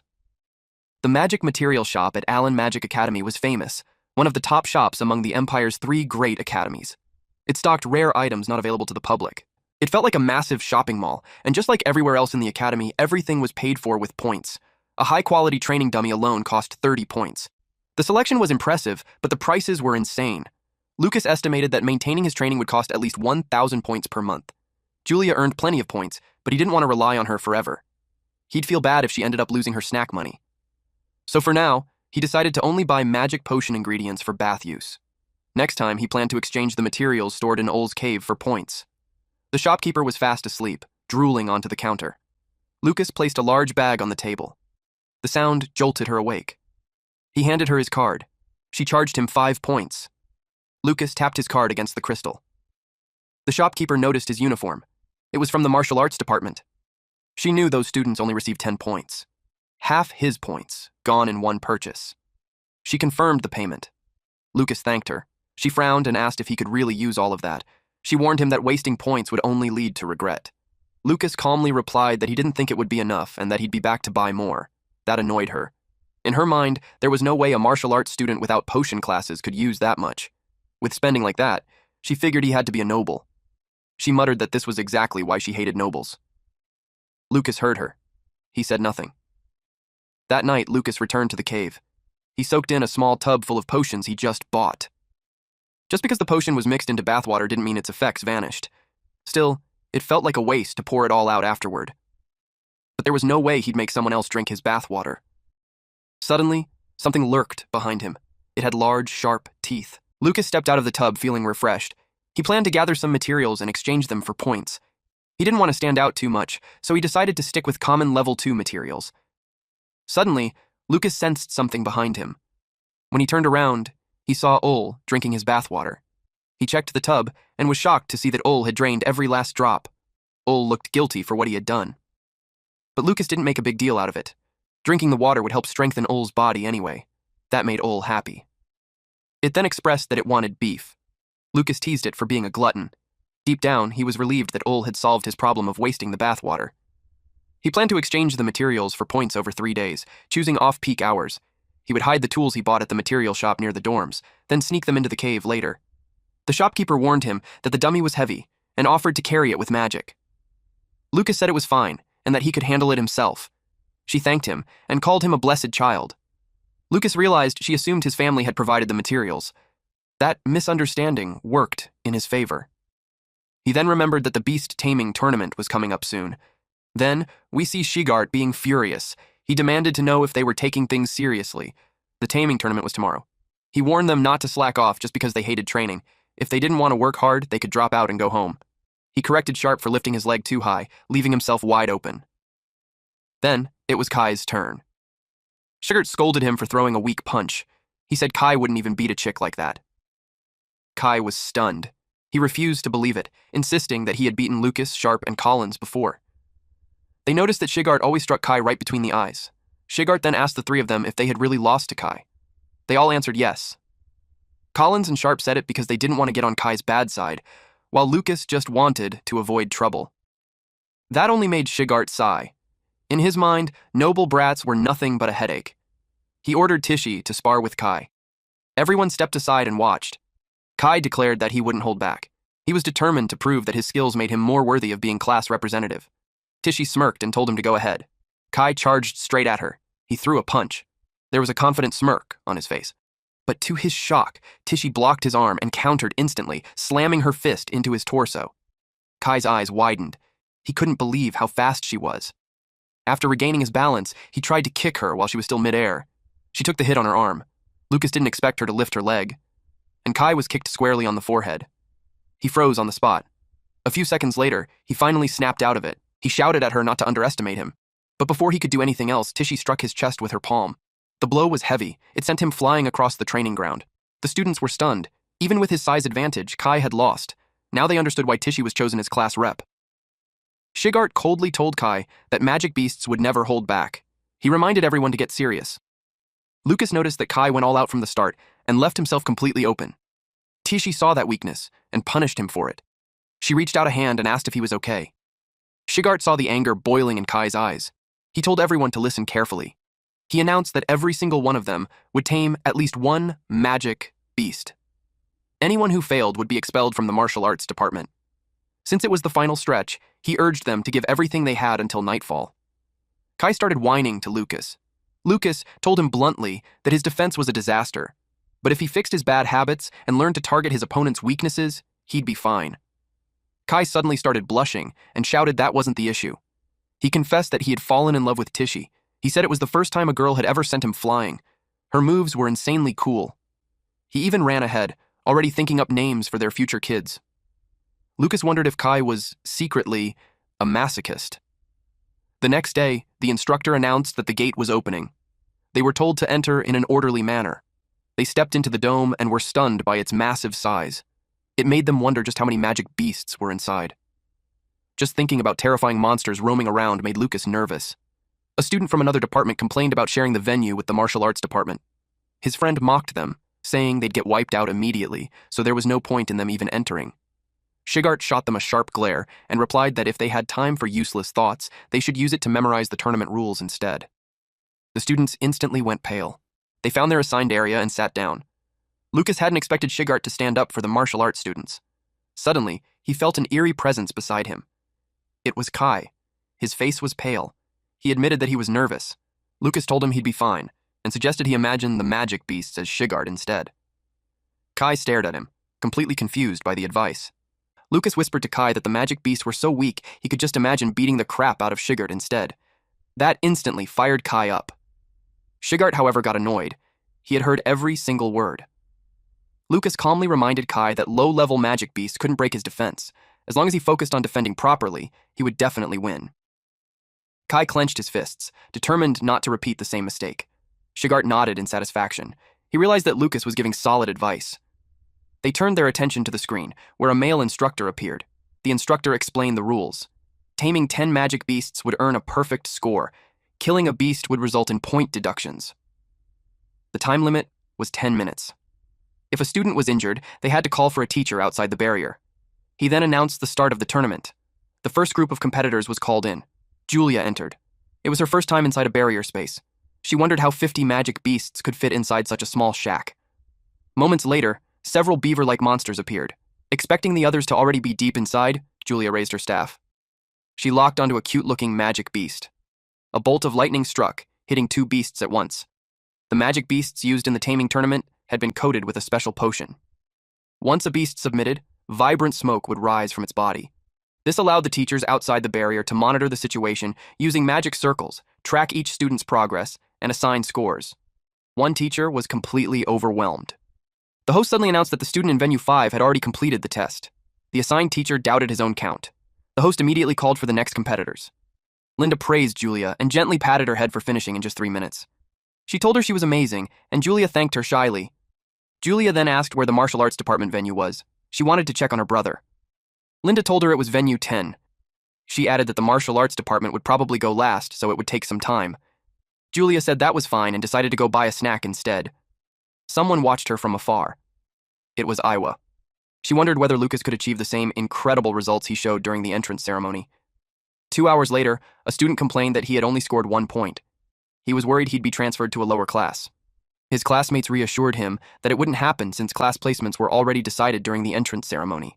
Besides, all the elite class mages had only scored 1 point as well. Kai asked if they were really going to stay in the martial arts department. Lucas told him not to worry. In terms of raw power, they weren't weaker than the mage classes at all. Shigart agreed. He told his students not to underestimate themselves.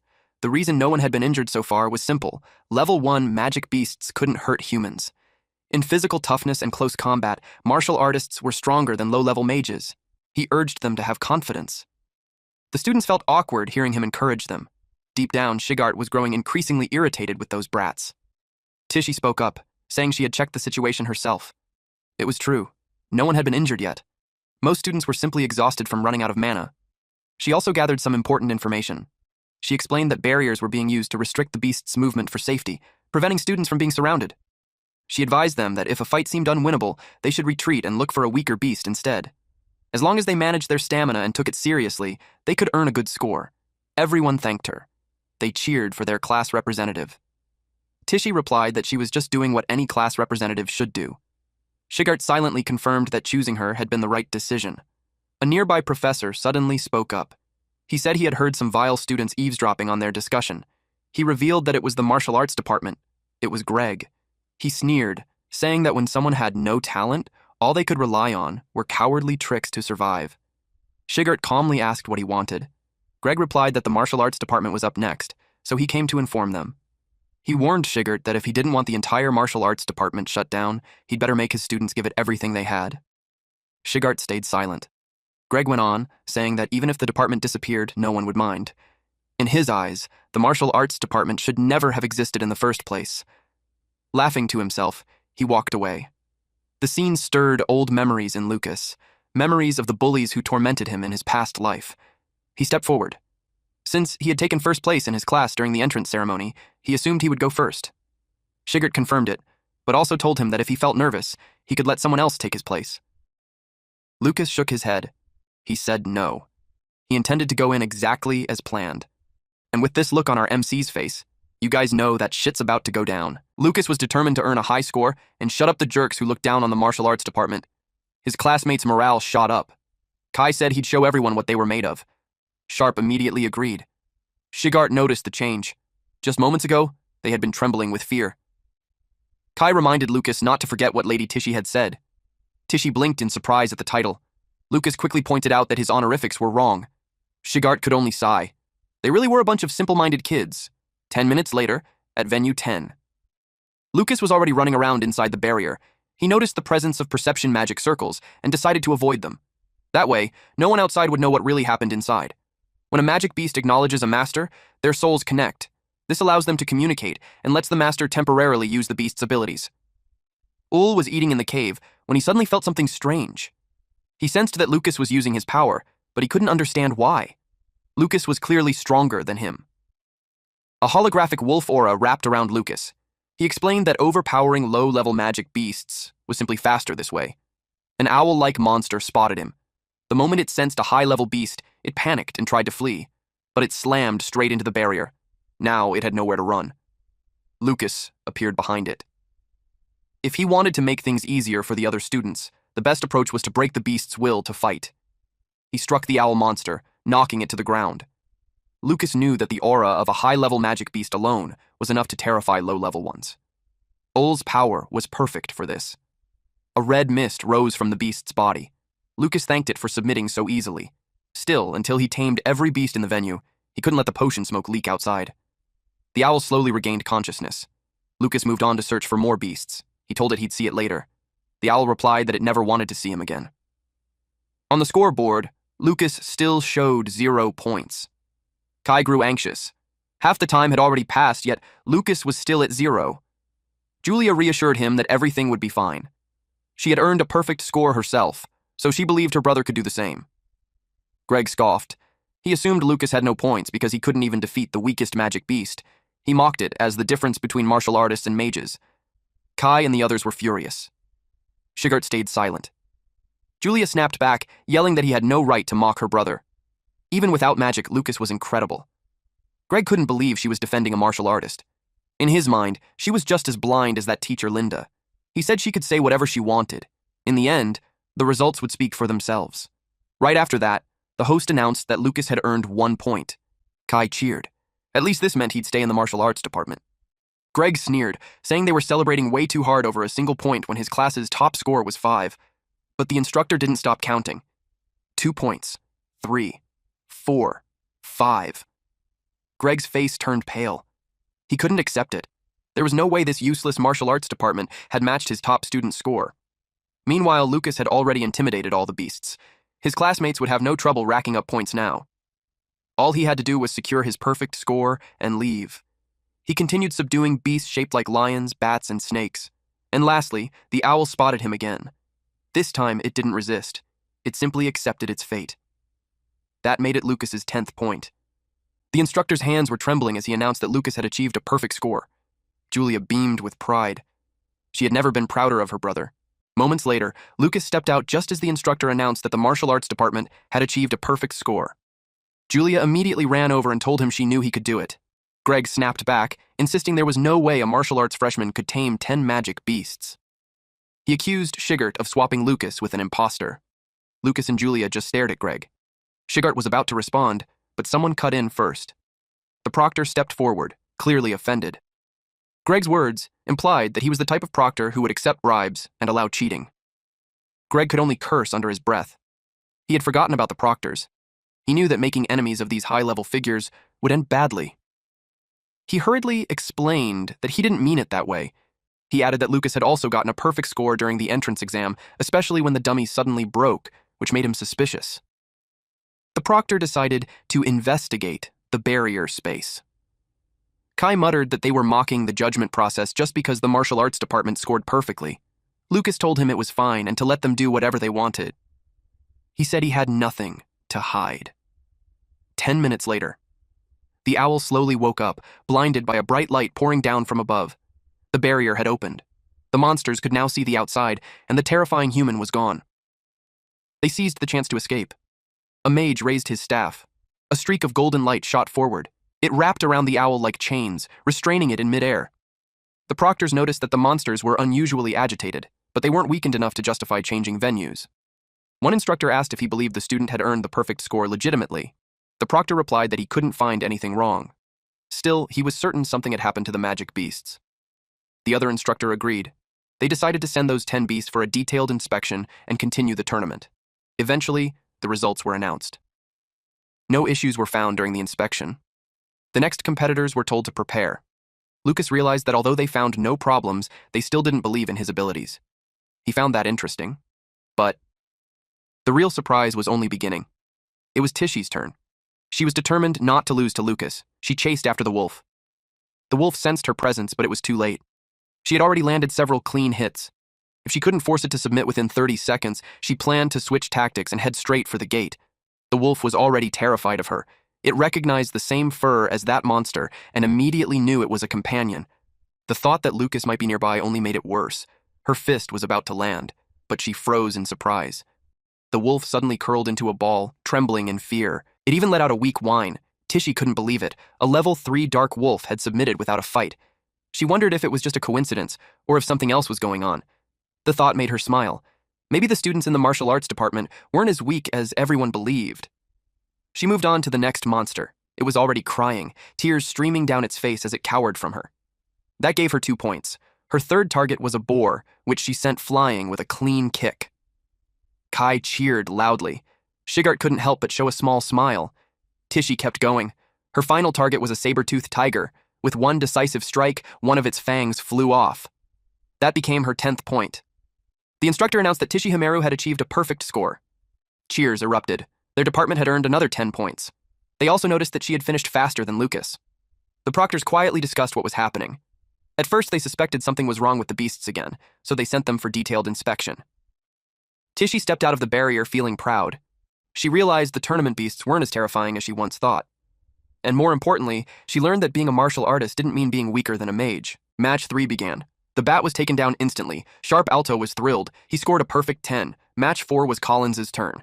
Collins Desio also earned a perfect 10. The next match was Kai's. The poor tiger was scared stiff. Kai Taro scored another perfect 10. Lucas gave Kai a high 5. As the tournament continued, the martial arts students kept stacking perfect scores one after another, shooting straight to the top of every event. Shigart looked pleased. He took a long drink from his liquor bottle. Meanwhile, the detailed inspection found no problems with the magical beast or the barrier space. The headmaster knew the students' martial arts skills were impressive, but he couldn't understand why their scores were so unusually high. The proctor explained that the magical beast had already been shaken by the earlier attacks from the mage class students. But the tournament had been held for years, and this was the first time anything like this had ever happened. The proctor argued that this was also the first tournament since the martial arts division was established. He suspected that fighting the beast up close frightened it even more. Director Otani personally inspected the beast in its cage. He decided that starting next year, the martial arts division would go first. He also ruled that the current scores would remain unchanged. Greg couldn't believe it. That meant the martial arts department would overtake the mage class and tie with the elite division for first place. Shigart could only sigh. Then, the headmaster confirmed it was true and asked if Greg had a problem with it. Greg said no, but argued that winning first place through luck instead of pure skill felt unfair. Director Otani replied that luck was part of one's ability. He explained that none of this was the students' fault, so their scores couldn't simply be discarded. The headmaster agreed. He ordered them to announce the results. Greg swallowed his anger, but his glare locked onto Shigart and Linda. He hoped Shigart was paying close attention. Director Otani and the headmaster remained in front of the beast. The headmaster told Director Otani that this was a serious issue tied to the very survival of the martial arts department. Knowing Otani was a level 9 martial artist, he wanted him to investigate further. He suspected Otani already knew the truth. Director Otani replied that he couldn't share the details, but he assured him that nothing harmful was happening to the school. Deep down, he decided to play along and pretend his abilities weren't special, just as Lucas wanted. Meanwhile, we see Kai was ecstatic about getting a perfect score. He wanted to tell his father immediately. He added that taming the magical beast wasn't nearly as difficult as everyone made it seem. Collins agreed, believing it was because they had grown much stronger since the entrance exams. Lucas said it was all thanks to Shigart's special training. He felt relieved that no one suspected him. They returned to their room. Kai asked what they planned to do with the 20 bonus points they would receive tomorrow for placing first. Sharp said he was saving his. He even reminded Kai that Kai still owed him a meal. Collins added that Sharp needed to keep points ready for emergencies. Kai looked disappointed by their answers. He told them they should spend the points on high-grade materials for next month's mangacap's combat training. Lucas asked what he meant. Kai explained that he was talking about the Allen Magic Academy's signature trial ground, the Allen Tower. Inside was a massive illusionary world filled with different races like magical beasts, beastmen, giants, and more. They would fight illusions, so there was no real danger, but the combat experience was real.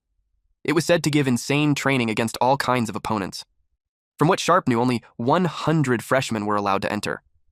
All 12 students from the elite class were guaranteed spots, so he doubted people like them could grab one of the remaining 88. Kai said he heard that participants were usually chosen based on taming tournament rankings.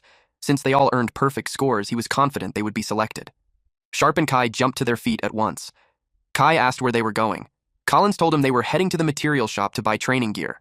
Just as Lucas expected, every martial artist wanted to grow stronger. That alone justified his decision to let everyone score perfectly in the tournament. Kai grabbed Lucas's arm and invited him to come along to the material shop, but Lucas declined. He pulled out a pendant. He told Kai that he wanted to take a closer look at the pendant Shigart had given him earlier. Kai recognized it immediately. It was the reward given to the first 3 people who earned perfect scores. He knew that if Lucas had been even 1 spot lower, it would have gone to Tishy. Lucas replied that his only real talent was being lucky. Kai let out a quiet sigh. He decided to head to the shop to catch up with the others. Students were gathered around the scoreboard. It showed that every student from the martial arts department had earned a perfect score. Greg's student, Lila, was furious. They were supposed to take the top ranks for the 3rd year in a row and finally become the elite class. Her father had worked for 10 years to make that happen. Someone slammed a fist into the scoreboard.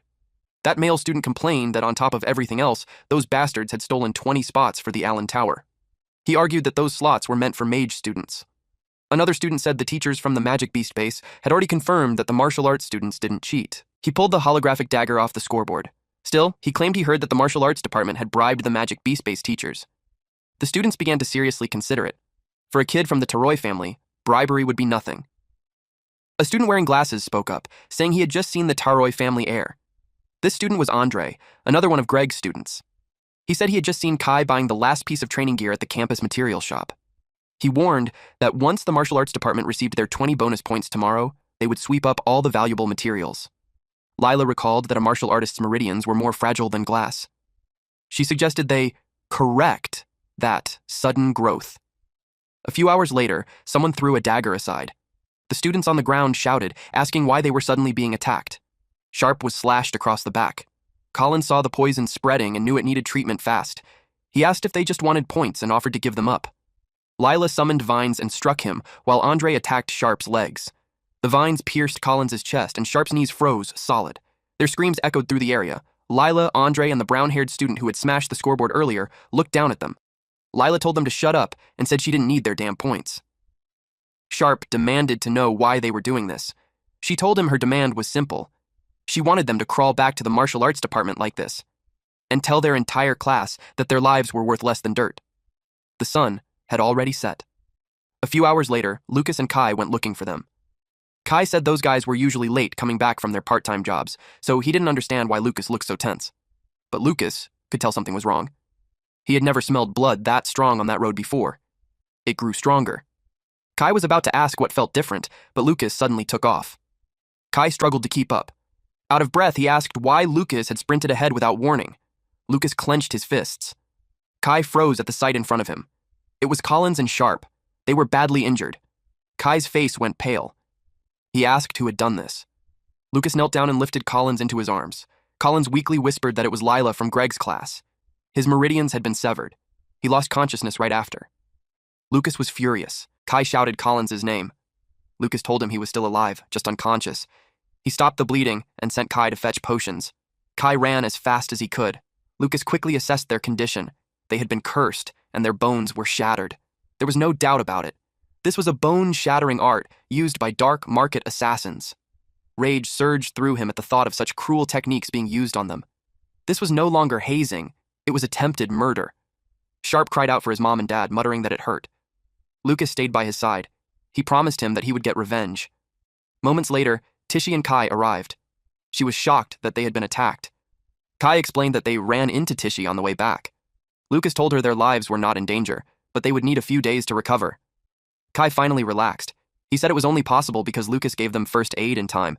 He swore he would never forget what those bastards did. Tishy was furious as well. She planned to report everything to the student council the next day. Kai said the teachers were brushing it off, so he doubted the student council would listen. Lucas said it didn't matter. Tishy froze when she saw his expression. He felt like a completely different person, not the calm and gentle Lucas she knew. Through clenched teeth, Lucas vowed to make them pay. The next day, at the student council room, Theodore listened to their request. Someone stated that they wanted to challenge the students from Greg's class to a duel. Lucas, Kai, and Tishy stood before him. Lucas said that if they won, they would demand a public apology from the students who attacked their classmates. If they lost, they were willing to hand over their S-rank bonus to Greg's class. Theodore replied that they had no proof Greg's students were responsible. He then asked if the S-rank bonus they mentioned was the necklace. He tossed it onto the floor. Kai was stunned. Theodore claimed it slipped from his hand. He said that if they were going to make such a big deal out of a duel, betting something that cheap was laughable. The necklace landed near Kai's feet. Kai struggled to hold back his anger. He cursed at him, but our boy Lucas tried to stop him. Lucas asked what would be considered appropriate. Theodore took a moment to think. He suggested something unique to the school. Then an idea struck him. Their qualifications for the Allen Tower. He proposed that the losing side would permanently lose their right to enter the Allen Tower. Lucas smirked and said he had no problem with that. The duel was scheduled for 2 days later, drawing the attention of the entire school. Freshmen who were unhappy about the martial arts department securing Allen Tower slots loudly supported Greg's class. And to everyone's shock, their instructor Greg openly praised the 3 students who had attacked Collins' group. Meanwhile, Shigart said nothing. He simply pushed their combat training even harder. The day of the duel arrived. Students cheered for the martial arts department fighters, eager to see the outcome. With such a massive crowd watching, Lila told them to apologize now and she might consider forgiving them. Lucas replied that no one would know the winner until the duel was over. The referee ordered both sides to prepare. Kai just wanted it finished. Andre stepped forward first. Kai charged straight at him as Andre formed multiple magic circles. The ice crystals flew, but they couldn't stop Kai. Andre stared in disbelief as Kai deflected every single one. Kai looked at him and asked if that was all he had. Kai sliced through the ice crystals and challenged Andre, asking if that was all he had. Andre adjusted his glasses. He hid a smirk. Kai hadn't even realized he had walked straight into a trap. Andre was glad he was just a musclehead. Kai's feet suddenly froze solid. Ice locked him in place. Andre walked closer and told him there was no escape now. He said goodbye to the pretty noble boy. Kai tensed. Andre struck. Blood spilled. Andre scoffed and said Kai finally understood. That was the price of provoking a mage. Kai was frozen mid-collapse inside shattered ice. His body slumped forward. Blood dripped from his hand. Kai muttered something. Andre leaned in and asked what he was saying. He told him that if he was surrendering, he had to say it clearly. Lila sneered, saying a loser would always be a loser. She told them to admit defeat, and she might let them live. But then, she froze. Lucas glared at her and asked how long she planned to keep running her mouth. At the same time, Kai suddenly asked Andre if his ice magic could freeze lava from the Magic Beast mountain range. A lump of lava burned in his hand. Lila shouted that Andre was an idiot.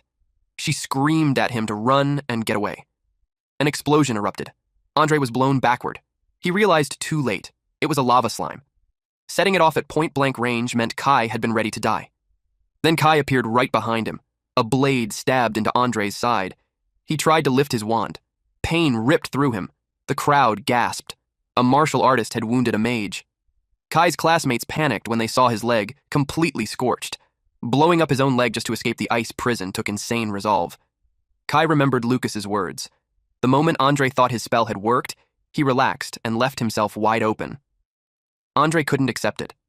Being injured by a mere martial artist made his blood boil. With both legs badly damaged, he knew he couldn't dodge anymore.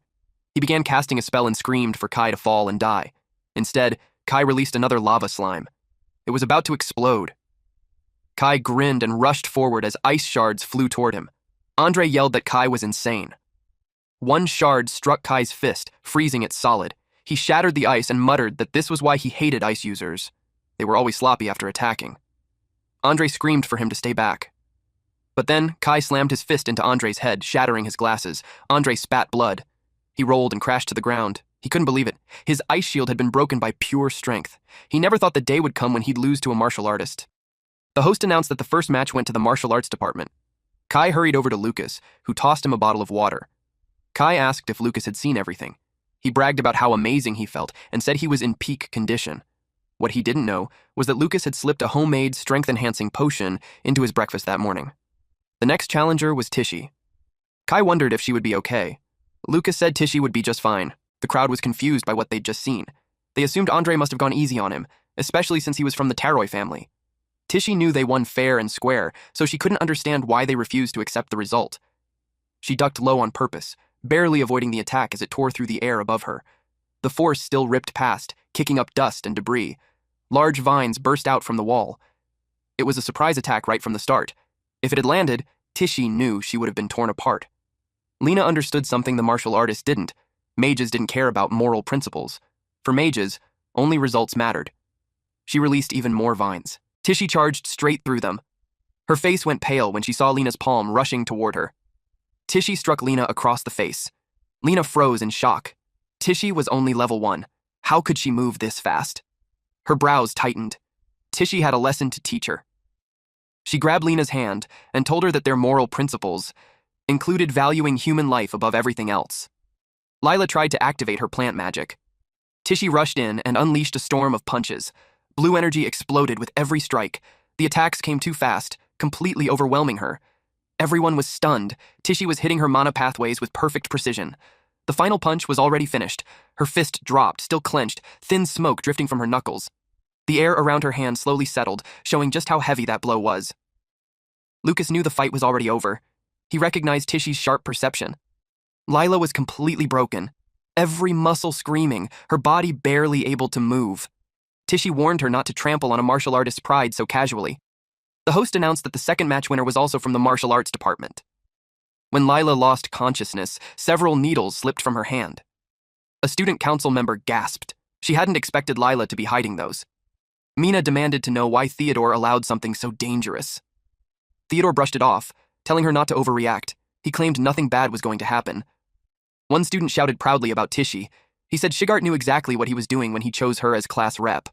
They were finally proving wrong everyone who called them losers. Greg was furious. Their plan was to crush the martial arts department's morale and reclaim their Allen Tower slots. But now, they were the ones being humiliated. The last bully still believed there was hope if he could use his technique one more time. Lucas stepped into the arena. His opponent stepped forward as well. The third match began. The man vanished in an instant. Lucas stayed alert. Some mages trained in hand-to-hand combat too. With high-speed clones, this guy expected Lucas to be helpless. Tishy noticed Lucas wasn't attacking. He kept his distance, fully focused on defense. It made her wonder what he was planning. Lucas knew there was no need to reveal his true strength. He kept his output at just 5%, enough to test his opponent.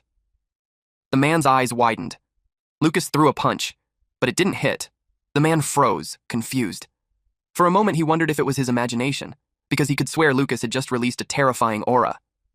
Confidence surged through him, and he sneered, telling Lucas that he'd just had bad luck. He flicked a dagger forward, and it grazed Lucas's skin. Lucas went silent. The man smirked, convinced that no one could withstand his bone-shattering art. He drove a punch toward Lucas, shouting that he would break every bone in his body. But the next moment, he froze. Lucas calmly asked if he really thought he could walk away unharmed. The man was baffled. His bone-shattering art wasn't working at all. Kai felt uneasy. From where he stood, it looked like Lucas was in trouble. He wondered what the bully had done to him. The man began to panic. He tried to guess what kind of finishing move Lucas was hiding, then convinced himself it was all just a bluff. He declared it was over and lunged in with a stabbing strike. Lucas caught his hand mid-attack and told him that was enough.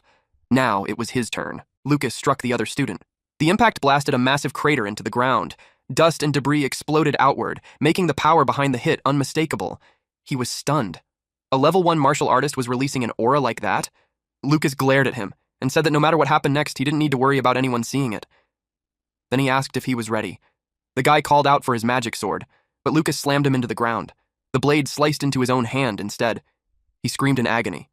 Lucas pointed out how familiar the situation felt. He asked how it felt to have a fragment of the weapon he used on Sharp pierce his own hand. Suddenly, the guy flew to the opposite side of the arena.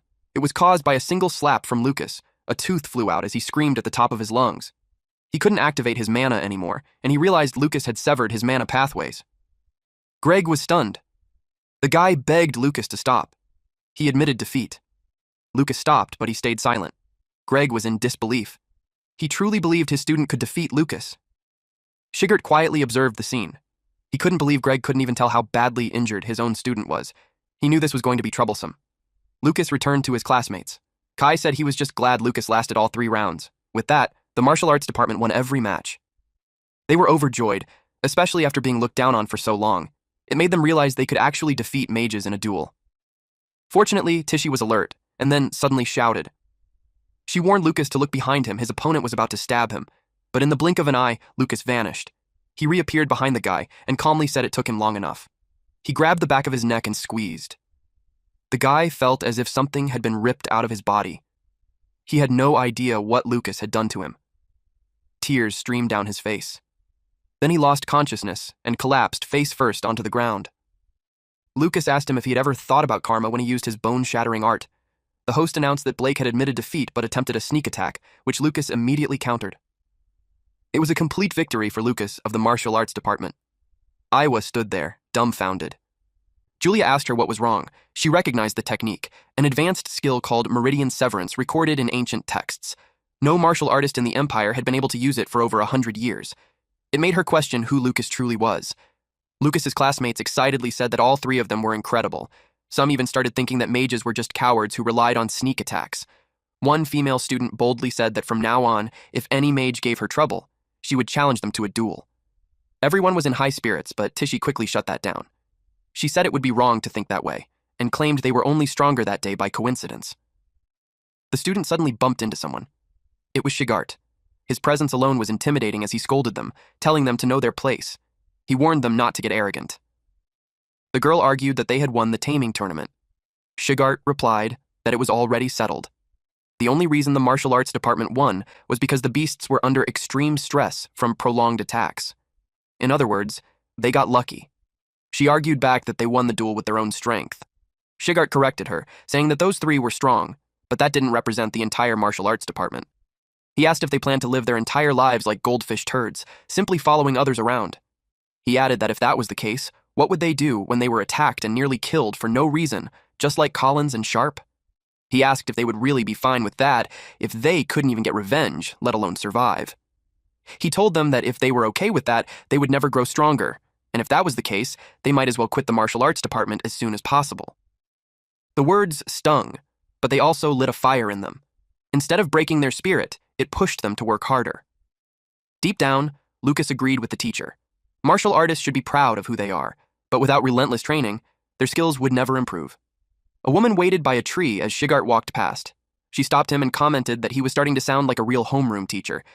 He replied that he just didn't want them to end up like him. Then, He asked if she needed something. It was Linda. She told him that the mana pathway rupture looked identical to damage caused by the ancient forbidden art known as Meridian Crusher. Dark marks slowly appeared on Blake's hands. He trembled with rage, unable to accept what had been done to him. That night, a carriage sped through the darkness. A man stepped out. He clenched his fist, barely holding back his rage. He stormed inside and slammed his hand on the table, demanding to know how a simple duel between new students could end like this. He accused the headmaster directly. His son's magic meridians were shattered. He'd never be able to use magic again. He demanded that the malicious perpetrator be severely punished. He insisted they take responsibility by disbanding the martial arts department. Someone suddenly smashed a bottle of liquor onto the floor. It was Shigart. He calmly agreed that the malicious perpetrator should indeed be punished.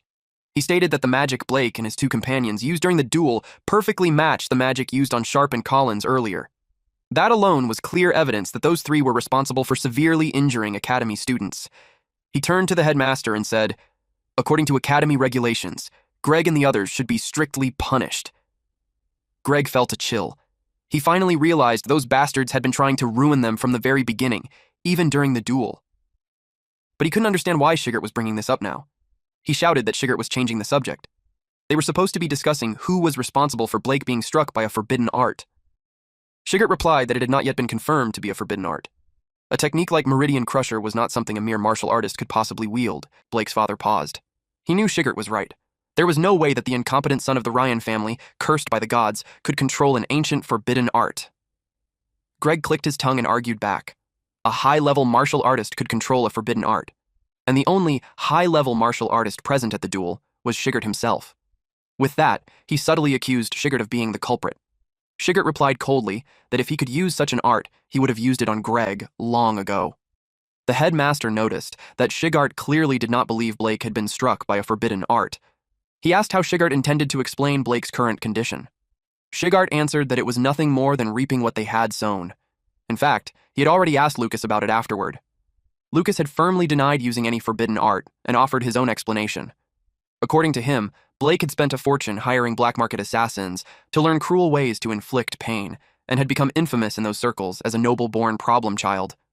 Lucas suggested that Blake might have been afraid that his black market dealings would be exposed. Shigart immediately followed that line of thought, adding that a powerful figure from the underworld could have used the duel as the perfect chance to silence him. The headmaster fell silent, considering the possibility. Blake's father exploded in anger, calling it a ridiculous rumor. Greg pointed out that it was only speculation. Shigart didn't deny it. He said it was speculation, but far more believable than the idea that a novice martial artist had used an ancient forbidden art. What mattered was this. Someone capable of wielding forbidden techniques had clearly been present. He warned that recklessly making an enemy of such a figure would be disastrous. Meridian Crusher was a terrifying technique, one that could instantly cripple even a genius mage. Director Otani went to the library. He located the book he had been searching for. The dust on its cover had been wiped away, proof that someone had handled it recently. He flipped through the pages. The hand diagram inside looked familiar. It confirmed his suspicion, and a faint smile crossed his face. He continued reading. Meanwhile, at the hot spring in the Magic Beast Mountain Range, Lucas decided it was time to begin the final treatment for Alto and Decio. He uncorked a potion and poured it into the water where Collins and Sharp were soaking. The spring glowed brightly. Collins let out a painful groan. The liquid seeped through the bandages and began restoring his damaged muscles. Sharp cried out as well. New muscle fibers formed and reattached themselves to his body. Lucas waited patiently. He knew it hurt, but he hoped they could endure it just a little longer. He felt nervous, but he was confident that martial artists could use recovery arts just like mages. A few days later in Daku Town, a carriage arrived. Catherine and Holt stepped out. They were happy. They would finally see the kids again after such a long time. Catherine looked around and realized nothing had changed. Holt noticed and gave her a sympathetic look. She forced a smile and told him not to worry. She was just reminiscing about the past. A man leading a horse approached them. Catherine's eyes welled up when she recognized him. It was Sayen Miranda, her younger brother and Iwa's father. He warmly greeted his sister. 17 years ago, the Beastman tribes launched a coordinated attack along the Empire's borders, plunging the region into constant war. They were massive bipedal beasts with sharp teeth, savage and terrifying. The people united to drive them back. After 3 days and nights of non-stop fighting, both sides were left utterly devastated. During that war, a brown-haired mage woman joined the battlefield. She was moments away from being struck down by a beast when a knight saved her. That was the moment Mage Catherine Miranda met the young commander of the Holt Knightly Order, beginning their fateful encounter. Holt was covered in wounds, yet he smiled at her. Catherine stood frozen in shock. After facing death side by side, they swore to spend their lives together. But Duke Miranda opposed the marriage. He disowned her, and Catherine severed all ties with the Miranda family. Neither of them ever imagined that their children would later meet at Allen Magic Academy. San remarked on how quickly time had passed. He had heard that her children were exceptional. Their father even said that Julia reminded him of Catherine when she was young. Hearing that confirmed what Catherine had long suspected. Her father still acknowledged her children's existence. San suggested she visit the estate. Deep down, their father had wanted to see her all this time. Catherine blushed and asked if that was really okay. San sighed. He replied that it would be fine, as long as it was just her. She understood immediately. Holt wasn't welcome. She turned toward him conflicted. Holt smiled and told her to go. He still had to return to the front lines anyway. She looked worried. He reassured her, saying it was fine. He was just glad she could go home again, even if he couldn't be with her. He promised to come for her once the war was over. Then he left. Sayan hadn't expected Holt to swallow his pride and secretly ask for his help, all just to reunite Catherine with her father. He acknowledged that Holt truly was a good husband. But their father still hadn't forgiven a noble mage for marrying a martial artist. Sayan hoped that one day, someone would appear and change the world's view of martial artists. Meanwhile, Lucas sneezed. Deep down, he wondered what someone from the Five Elements dorm's disciplinary committee was doing there. Julia teased Kai when she spotted him buying food for someone. Kai had dark circles under his eyes and carried several lunchboxes. He told her to back off and swore that once Collins and Sharp recovered, he'd make them treat him to a proper meal. Lucas chuckled and said that was actually kind of sweet. As they walked past, other students whispered among themselves. They claimed the martial arts department only won because some random assassin had attacked Blake right before the duel. They laughed about how someone could get lucky 3 times in a row. Julia heard every word. A chilling shadow surged from her body. The gossiping students went pale. She scolded them sharply. Kai leaned toward Lucas and muttered that he was always watching, then headed off to eat with Tishy. Julia happily enjoyed her food. Lucas noticed the new hairpin in her hair. She explained that Iwa had given it to her as a gift from the Miranda family. Lucas wasn't surprised. Of course they wanted to win over a magical prodigy like Julia and pull her into their circle. He told her that for their mother's sake, she should try to get along with Iwa. Julia looked confused, not understanding what he meant. Kai noticed she was only eating cake and casually placed some meat on her plate. Thinking about her mother reminded Julia that she still needed to write a letter. She wanted to tell her that she had become the class representative. Just then, a woman approached and congratulated her. It was Mina. Mina told her that she was destined to become one of the school's pillars someday and that she would always support her. At a nearby table, a woman suddenly stood up. She stormed away without a word, her steps sharp and aggressive. Julia noticed her as she left. The woman looked furious. A short while earlier, Linda had told Iwa that her abilities rivaled Julia's, especially in divine magic. But in every other aspect, Julia was superior. That was why Linda believed Julia was the better choice for class representative. She hoped Iwa would understand. In the present moment, Iwa stormed out of the cafeteria, determined to prove her worth and show that the teacher was favoring Julia unfairly. Julia noticed her leaving, and she could tell Iwa was furious. She also realized that Iwa hadn't been eating properly. Julia planned to buy her some lunch and bring it back to her. Mina, sitting beside her, asked if she was close with Iwa. Julia said yes. They were roommates. She admitted that she admired Iwa's mental magic, since she had never seen anything like it before. Lucas agreed that mental magic was extremely rare. Mina looked like she had more to say. She pressed a finger against the table, forming a barrier around them. Lucas immediately noticed. It was a mute magic circle, blocking all sound from escaping. Mina lowered her voice and said that being too smart often made people difficult to deal with. She then commented that Julia also had interesting wind magic. She was about to suggest something, but Julia wasn't listening. Her brother was busy piling meat onto her plate. Lucas stepped in, catching Mina's attention. He pointed out that it didn't seem like she came over just to chat. Mina noticed that Julia's brother was already on guard. Still, she believed that as long as Julia trusted her, a little interference didn't matter. She acknowledged Lucas's sharpness and decided to be straightforward. She explained that there had been a strange shift in the Magic Beast mountain range's ecosystem. The number of low-level magic beasts had dropped sharply. Even the magic-crested panther cubs that once roamed everywhere had disappeared. Lucas and Julia immediately thought of Mina continued. 3 days ago, an Imperial investigation team had discovered the lair of a high-level magic beast. Someone nearby dropped their spoon. Julia's face tensed with worry. Lucas cleared his throat and she froze, realizing what she was about to say out loud. Lucas calmly asked if Mina wanted to assign them a field mission. Then he asked about the difficulty level. Mina answered that it was worth 100 points. Lucas and Julia were stunned. Lucas replied that it would be a piece of cake for them. At the Miranda estate. Duke Miranda, head of the Miranda family, sat down to eat. He was dining with his children. Sayan watched him quietly, thinking about how stubborn their father was. Catherine's room was kept perfectly clean, yet she was still being made to stay in the guest quarters. He also noticed that his sister hadn't taken a single bite of her food. The atmosphere felt like a wake. Duke Miranda finally broke the silence by calling Catherine's name. He spoke about Julia, saying she had the potential to become a sainted archmage. He was willing to acknowledge her as his granddaughter. Catherine thanked him, then mentioned Lucas. She said he was an excellent martial artist who had achieved a perfect score in the exam. But the Duke dismissed it outright. He said he didn't care how exceptional a martial artist was. To him, they were worthless.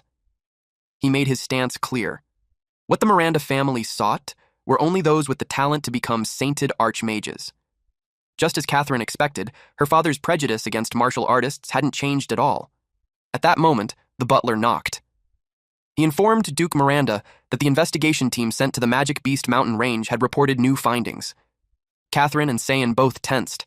They were alarmed that he had suddenly begun investigating the Magic Beast Mountain Range. The Duke read the letter handed to him. It reported the discovery of a new region beneath the lair, with an unknown danger level. Sayan asked if something serious had happened there. Catherine immediately followed up, worried about whether the students at the nearby Allen Magic Academy were in danger. The Duke replied that the academy had its own teachers, and he also had subordinates stationed nearby. As long as the students stayed on campus, there shouldn't be any danger. He advised her to wait until the matter was fully resolved before visiting the children. Catherine nodded and agreed. Back to the academy. Mina found out that to take on the mission, they needed at least 5 people, and one of them had to be a student council member. She grew furious. When she checked the mission details yesterday, there had been no such requirement. The student receptionist apologized and explained that there had been an incident in a mountain cave, so the student council president had changed the conditions. Mina clenched her fists. She knew Theodore had done it on purpose, fully aware that she wouldn't be able to gather enough people. Lucas couldn't help but wonder if the student council vice president was really so isolated that she couldn't even find 5 volunteers. Now he understood why she had been clinging to Julia since the entrance exam. Mina apologized to them, saying they would have to give up on the mission. But then, Lucas told her to leave the problem of gathering people to them. Julia smirked and told Mina to let them help. Mina's eyes grew misty as she thanked them. Deep down, she never planned to bring those kids along. Later on, she was far from impressed.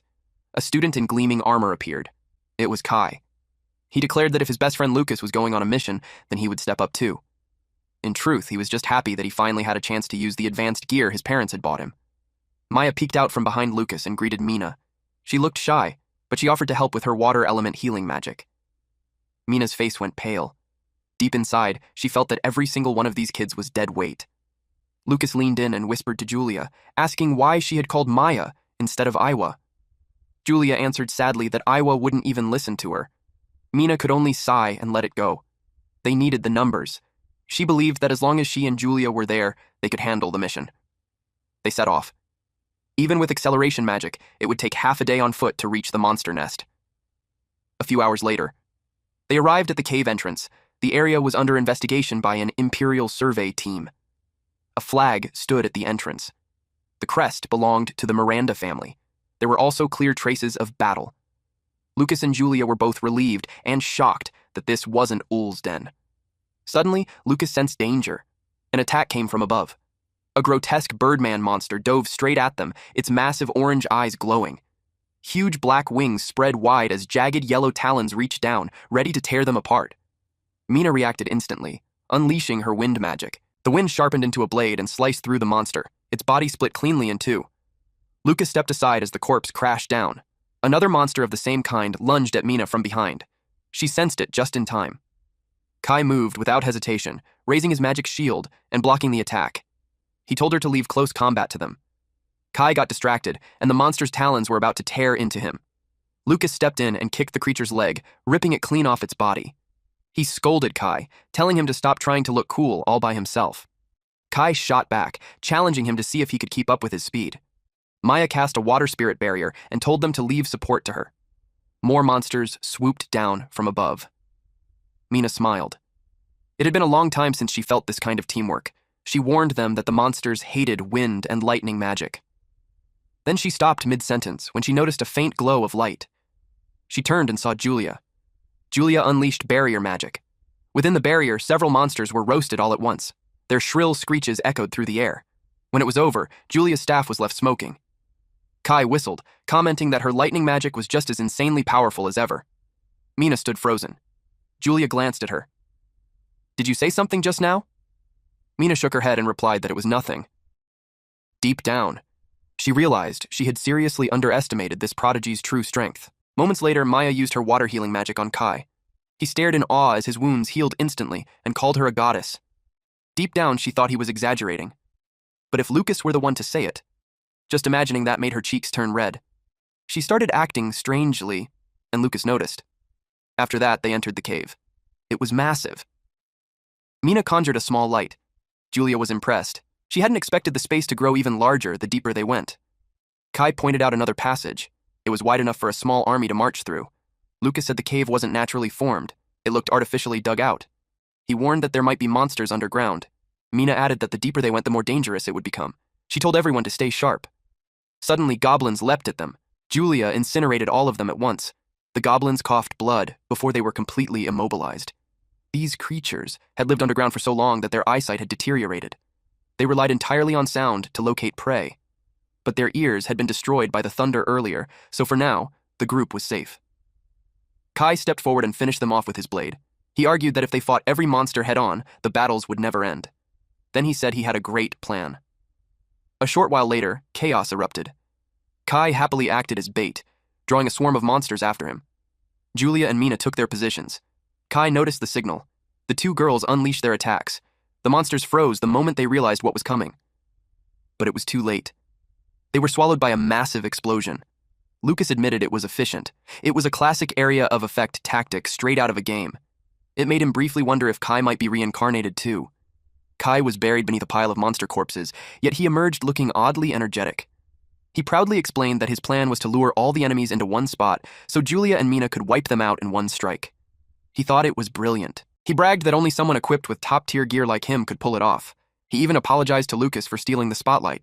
Deep down, Lucas wanted to tell him not to assume everyone enjoyed showing off as much as he did. Thanks to Kai's plan, the group cleared the monsters efficiently. They slowly advanced toward the center of the nest. The three girls were clearly exhausted. Kai charged ahead again, but Lucas told him to wait. Julia and the others needed rest. Kai pretended not to hear. He kept going. Soon after, he returned with another massive group of monsters in tow. But he froze. No one was there. They were standing on top of a cliff. Even though it was Kai's own fault, Lucas hated the idea of abandoning a teammate. But he endured it.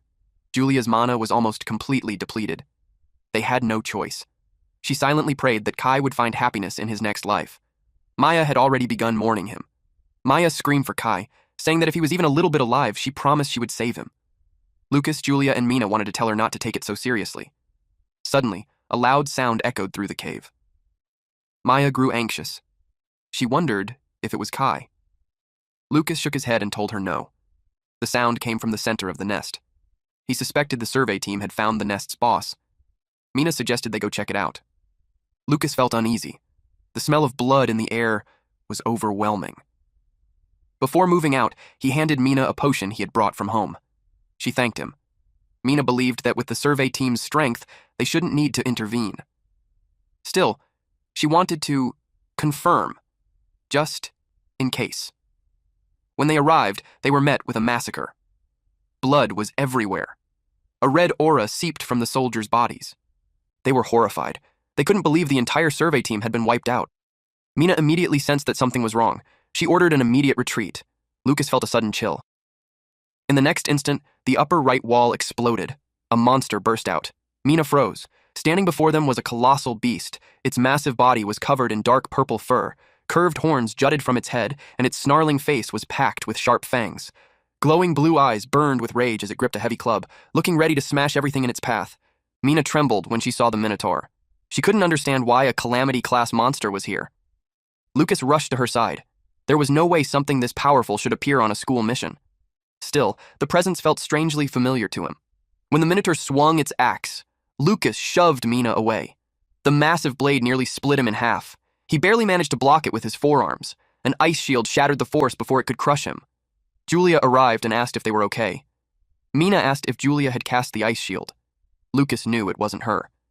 Then they saw a man clutched in the Minotaur's hand. The man screamed as the Minotaur crushed him. It snarled, annoyed that he had interfered. Even while badly injured, the man still protected them. With what little strength he had left, he shouted for them to contact the Imperial Army for backup. The ancient seal here had already been broken. The Minotaur tightened its grip. It mocked them as fools and declared it would devour every last one of them. Julia exploded in anger and demanded to know what it thought it was doing. A potion bottle suddenly dropped to the ground. Julia froze in shock. Even the Minotaur hesitated. The man laughed weakly and said the real nonsense was coming from it. Then, he unleashed his ice magic and ordered it to die. The Minotaur was frozen solid. The man urged them to leave at once and spread the warning. Mina quickly agreed. Lucas clenched his fists. He regretted that he couldn't save the man, but he swore to return and avenge him. The man screamed at them to run immediately. With his final breath, he declared that he had done everything he could. But a few seconds later, the Minotaur shattered the ice and broke free. Enraged that a mere insect dared ambush it, the monster roared. It devoured the soldier in one motion. Before it could finish, lightning struck its body. The Minotaur howled in pain. Julia shouted that the man wasn't an insect. He was a true warrior. Maya and Lucas stared at her in shock. The soldier's body fell. Maya caught him with her water magic. Then Mina launched a wind bomb. Lucas grabbed Julia, hoisted her up, and sprinted away. Mina yelled at Julia, furious that the man had sacrificed himself for them to escape, yet she had rushed back toward the fight. Lucas told them he would hold the monster back while Mina escaped to report everything. Mina snapped back that it was a Calamity-class monster. There was no way a first-year like him could stall it. Lucas knew she was right. Then a massive boulder crashed down in front of them. The Minotaur roared, determined to slaughter them all. Lucas told them to leave it to him and run. But Mina stepped forward and ordered them to fall back. As vice president, she couldn't abandon her responsibility to protect everyone. Lucas had always thought she was cold and calculating. Now he realized she had far more courage than he expected. Julia shook her head and said there was no way she could run away and leave Mina behind. Maya added that she had already used her magic to contact Kai and told him to call for rescue at the cave entrance. They were getting help. Until then, they would fight together. The Minotaur's veins bulged as rage flooded its body. They launched their attacks, fully aware that even together, defeating a Calamity-class monster was impossible. Lucas told them to trust one another. Then he charged forward, moving like a flash of light, shouting that they would never lose to a monster like this. The Minotaur raised its axe and slammed it into the ground. It sensed Lucas closing in. Lucas drove his fist straight into its face. That only enraged the monster further. Mina shouted for him to keep applying pressure. While he held it back, she would attack as well. The Minotaur sneered and called them worthless insects. Then it froze. Behind them, a massive magic circle flared to life. Julia stood at its center, her spell fully prepared. She screamed at the monster to stop bullying her brother. A bolt of lightning crashed down. The Minotaur was scorched black. Lucas dashed around it. He kicked its legs and struck its lower body again and again. The monster roared in pain. Lucas struck a pressure point, halting its movement. He shouted the signal to the others. Julia fired a thunder arrow while Mina released her wind cutter.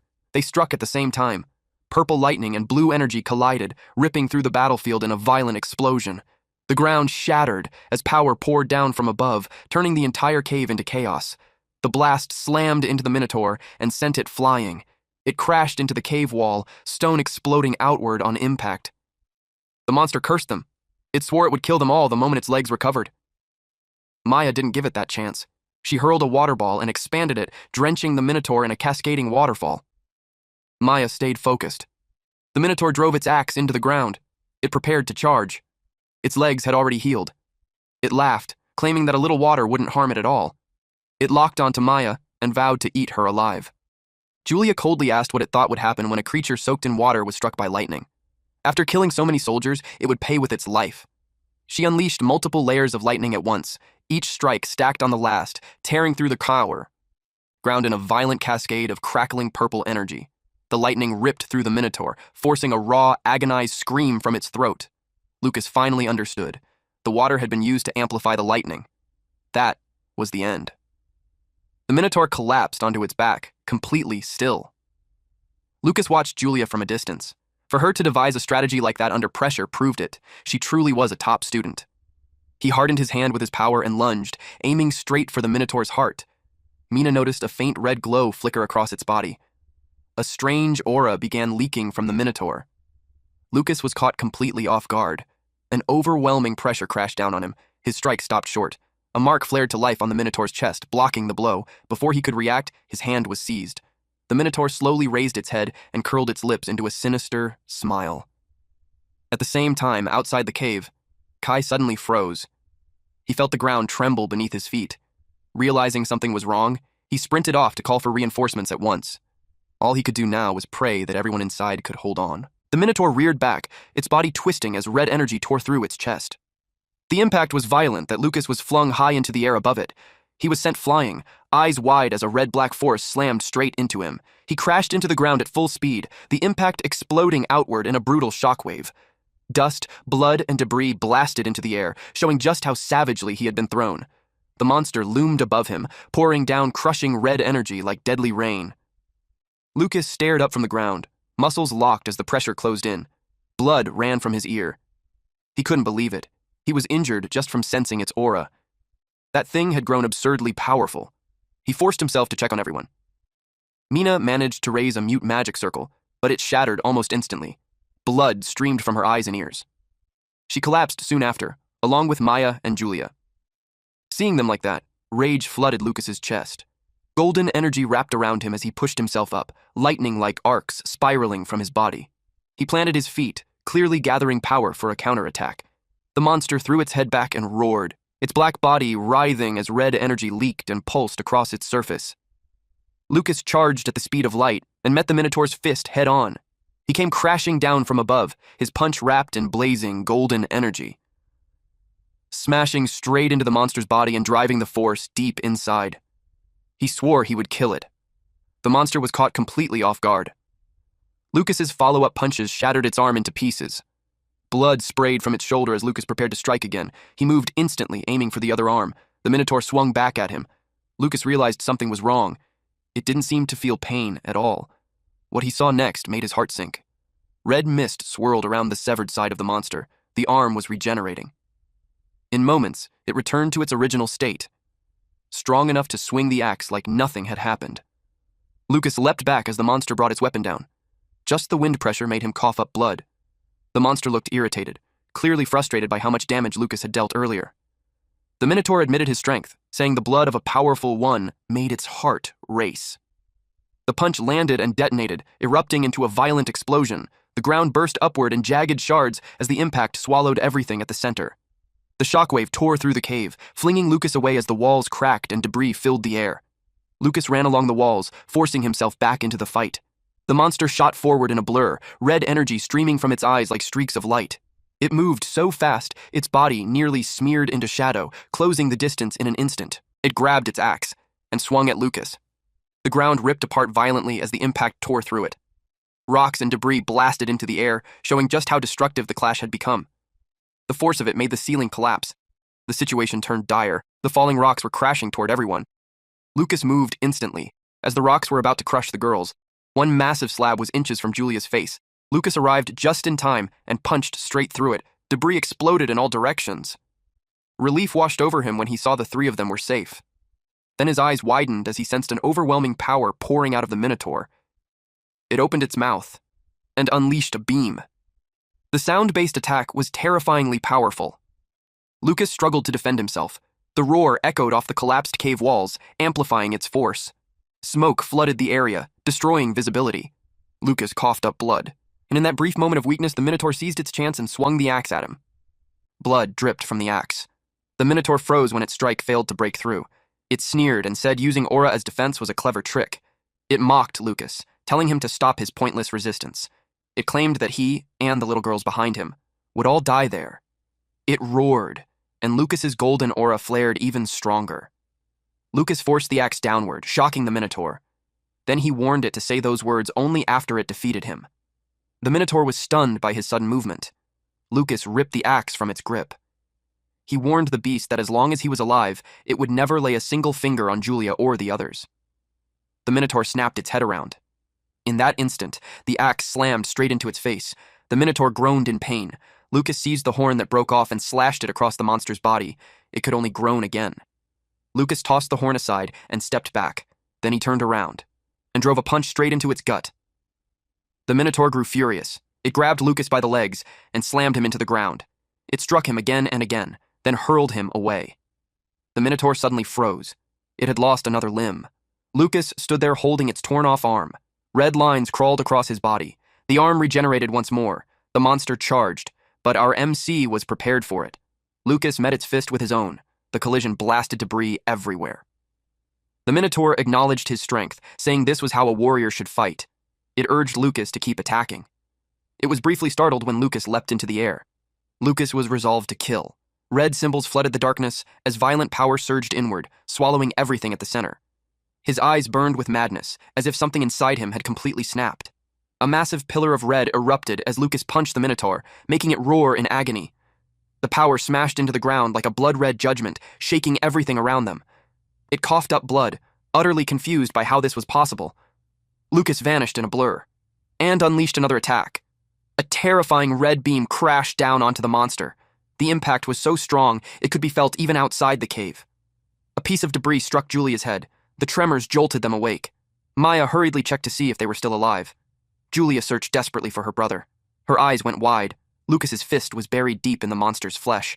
A fountain of blood erupted, and blood rained down over him. Julia saw her brother standing on top of the monster. Worry gripped her chest as she stared at him. Red mist swallowed Lucas. His arm turned black as red lightning coiled around it, the transformation climbing up to his shoulders. A Minotaur-shaped mark appeared on his body. Meanwhile, in the Chamber of Rage, it was a realm flooded with lava. Above the molten sea stood massive statues bound together by heavy chains. The lava boiled violently. Cracks spread across the statues as the heat intensified. A hand suddenly rose from the lava. The creature fully emerged, its silhouette revealing massive wings and towering horns. It was a colossal bull-like demon, its body packed with thick, corded muscles. Dark red skin split apart by glowing cracks of heat, massive curved horns, a fanged, gaping maw, and blazing crimson eyes. Flames and embers rolled endlessly from its body, like a living furnace born from pure wrath. It laughed, pleased to finally return to this filthy, defiled world. It called out to the war god. This being was Varsaba, the demon lord of wrath. He swore to tear the war god apart limb by limb. A woman sat calmly on one of the chains. She had green hair, and a green snake coiled lazily around her arm. She was Vershita, the demon lord of jealousy. She told him that he had awakened because of the rage of the key they had chosen. He scoffed. He asked whether that vessel truly had potential as he settled onto a throne. She scoffed back. The surface of the lava shifted, revealing Lucas's battle. She told him that even now, the boy was breaking free from his restraints. Meanwhile, Lucas no longer looked like himself. His aura forced the Minotaur deeper into the ground. He adjusted his stance, preparing to fight again. He raised his fist, but Julia suddenly rushed forward and hugged him, begging him to stop. Maya cast magic on him, trying to calm him down. She was startled by his reaction. He was on the verge of unleashing his full power, so she shouted at Julia to step back. Lucas swung his fist. Julia was already crying as she screamed his name. Her tears fell onto him, and deep within his fractured consciousness, he saw her face. Her tears disturbed him more than anything else. Then, an explosion erupted. Julia stared as the smoke slowly cleared. She called out to her big brother. The black stain covering Lucas's body began to fade. Still teary-eyed, Julia approached him. Lucas spoke, saying his consciousness had returned, but he asked her to step away for a moment. She nodded and agreed. He took a deep breath. Golden aura flooded his entire body. Even his eyes glowed with gold. The golden aura shot up to the ceiling. The mark on his back slowly began to fade. Maya approached him. Julia ran straight to him, asking if he was okay. Lucas smiled faintly and told her he was fine. She broke down, crying as she yelled that he had scared her terribly. Lucas apologized and promised her that he would never let something like that happen again. Just then, a message came through from Kai. He had already brought reinforcements and was on his way. Far away, Varsaba was left speechless. Vershita calmly told him there was no need to rush. The key still needed to pass several trials. One of those trials, she said, was losing one's family, and her gaze settled on Julia. The scene then shifted when someone was shaking Lucas awake. He wondered who it was. When he opened his eyes, he saw his father, his mother, and Julia. Julia's face lit up the moment she saw him wake. He sat up and asked where he was. Suddenly, sharp pain stabbed through him. Before he realized it, he swung his fist at them. Lucas froze. His body was moving on its own again. Panic flooded him as he called out to his father, his mother, and Julia. Someone groaned and shouted, "What the hell?" Lucas jolted awake. He was at the Allen Magic Academy. Apparently, he had punched Kai in his sleep. Kai yelled at him, complaining that he just got beaten up while already injured. Lucas immediately apologized. Kai stormed off, muttering about how much it hurt. Lucas lay back, confused by the dream. He suspected the strange power from the cave was affecting him. The feeling was familiar. It reminded him of when the dead bandit had turned into a monster. He thought about how he lost control again. And this time, when Julia and Maya tried to stop him, he had already lost his sanity. When he fought the Minotaur, that power had clearly been eroding his consciousness. All he remembered was pure anger. That realization unsettled him. Maybe his mind had been corrupted because he let anger take control. But could he really suppress his anger in the middle of a real fight? That thought led him to consider having someone stay close to him during battles, someone who could hold him back if he lost control. He kept thinking. He pushed himself, squeezing every idea he could come up with. But none of them worked. During missions or training, the only people he could rely on were fellow students. And having someone try to restrain him while he was berserk would be far too dangerous. Then, a thought struck him. If no one else could stop him, then he would stop himself. Meanwhile, Shigart walked down the academy hallway. Nearby, nurses whispered to each other, saying one of the patients was finally out of danger. They wondered how an upperclassman could get so badly injured during a school mission. Shigart overheard them. The nurses continued gossiping, saying Mina had been covering for some underclassmen. Apparently, she even brought along 2 deadweight martial artists, so it was no surprise she ended up hurt. Suddenly, a powerful aura burst from a door ahead. Shigart stiffened, alarmed by the presence of a high-ranking martial artist. The nurses gasped, confused as a strong wind swept through the hallway, even though all the windows were closed. Shigart vanished without a trace, leaving only his liquor bottle behind on the floor. Back to our MC. Lucas stayed focused on his aura.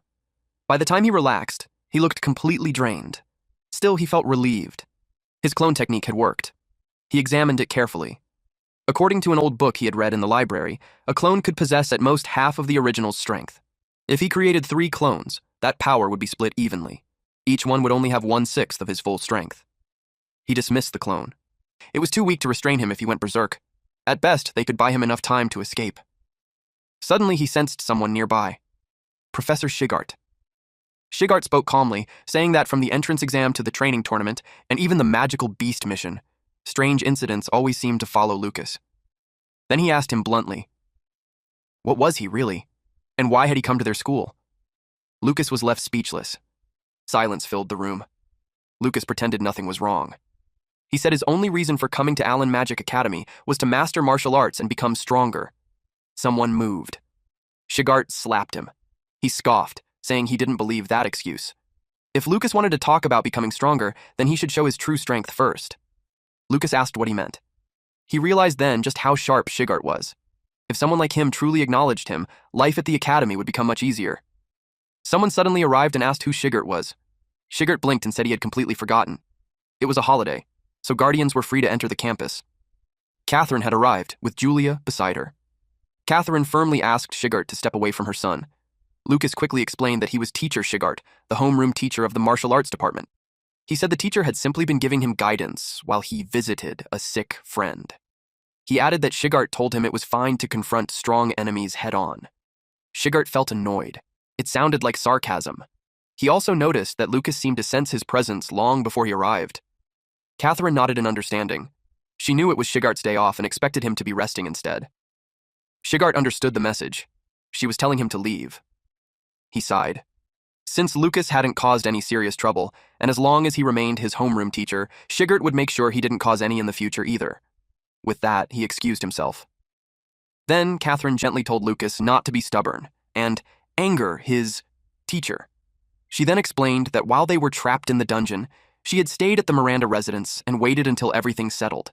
She wanted to see them as soon as possible.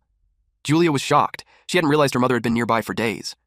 Julia's eyes welled up as she said she wanted to see her sooner too. She started pouting and throwing a small tantrum, telling Lucas to do something. Lucas asked if their father was with her. Catherine shook her head. She said the front lines weren't going well, so he sent her to the Mirandas for safety before returning to the war. Lucas understood. The Miranda family accepted his mother, but they still refused to acknowledge his father. Truly a stubborn family of wizards. Catherine then smiled and said she had a gift from their father. She congratulated Lucas for taking first place in the entrance exam. Lucas was stunned. She revealed the gift. The Ryan family's treasured holy sword. It had been damaged decades ago during the war against the Beastmen army and was too difficult to fully repair. Even so, it remained a priceless family heirloom. She told him that his father had high hopes for him. Lucas stared in awe. He promised that he would not disappoint him. Julia crossed her arms, muttering that he was so lucky. Catherine noticed her reaction. She sighed, then burst out laughing. Julia looked confused as both Catherine and Lucas laughed together. Lucas patted Julia's head and told her that their mother loved her the most. Catherine smiled and said she had a present for her too. She handed Julia beast-shaped candy, and on top of that she had baked sweets just for her. Julia immediately started drooling. She jumped in excitement and screamed, "I love you!" as she hugged her tightly. Then she happily started eating the sweets. After that, Catherine remembered something. She said they needed to deliver an item to Jeremy later. Apparently, their father had prepared a beast core as a gift for him. Since Jessica wasn't around today, Catherine was holding on to it for now. Julia frowned. She didn't like Jeremy, but she still agreed to give it to him. Catherine praised her for being such a good girl. Julia puffed out her chest, looking extremely proud. At the boys' dormitory, Jeremy was informed that he had a visitor. He went out and met Julia. Several students nearby noticed them and immediately started gossiping. They recognized Julia and grew curious about why she had come to see him. One of them overheard her introducing herself as his sister. They were stunned. They couldn't believe a genius like her was related to him. When Jeremy returned, one of his classmates joked that he should bring Julia along on missions someday. Jeremy slapped his hand away. Then he pointed vines at him in warning. The others were confused by his reaction. Jeremy felt bitter inside. His parents had never come to visit him. And now Lucas had been given a holy sword just for placing first in the entrance exam. To Jeremy, Lucas was nothing but trash, so he couldn't understand why everyone adored him so much. His jealousy twisted into hatred, and in his heart, he swore to take everything back from him. A few hours later, Catherine waved goodbye to them.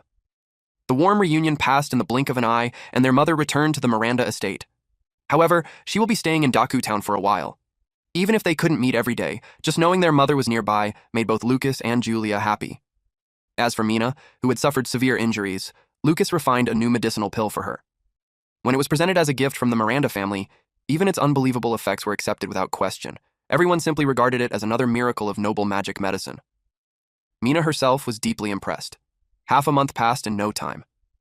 They gathered at the Allen Tower. Everyone stared in awe. Kai commented that it was no surprise it was called the symbol of the school, since it shone just like him. Lucas said their reaction was a bit exaggerated, considering they had already seen the tower since enrolling. The three of them laughed it off.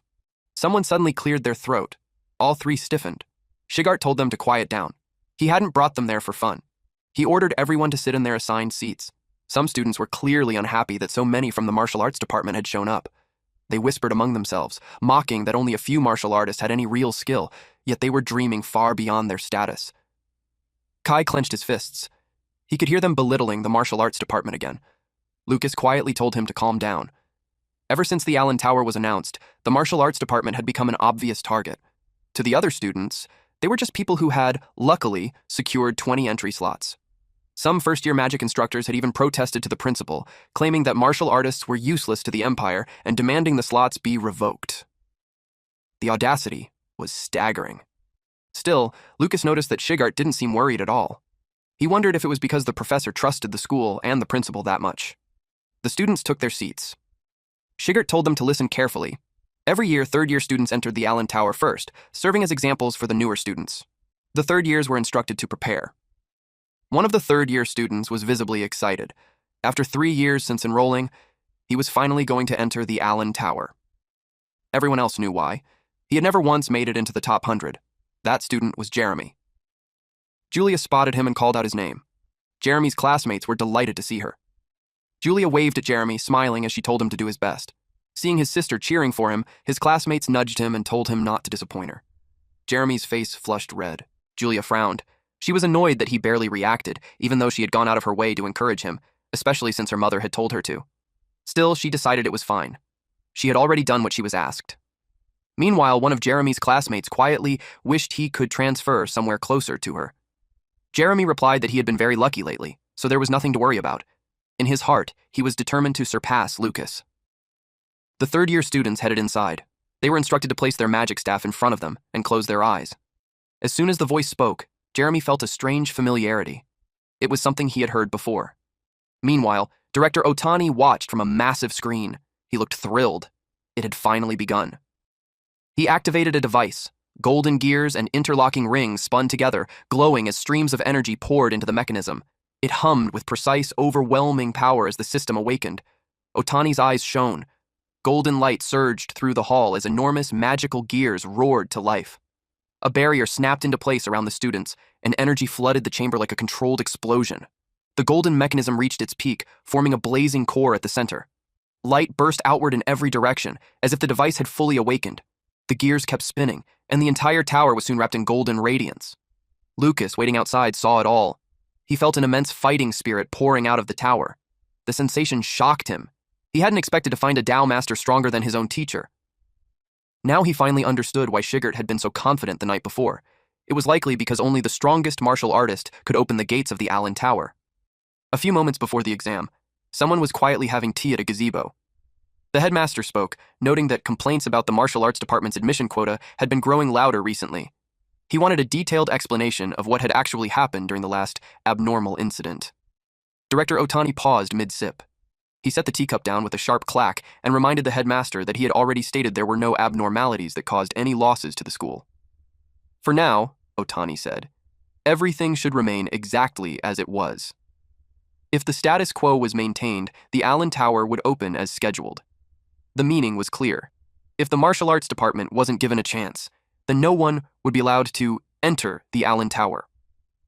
The headmaster felt the weight of the problem pressing heavily on him.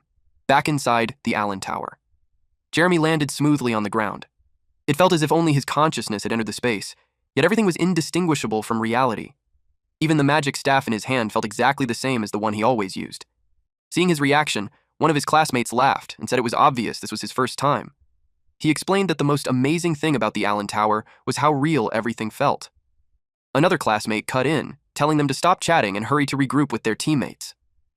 Jeremy noticed something odd. They were far too relaxed.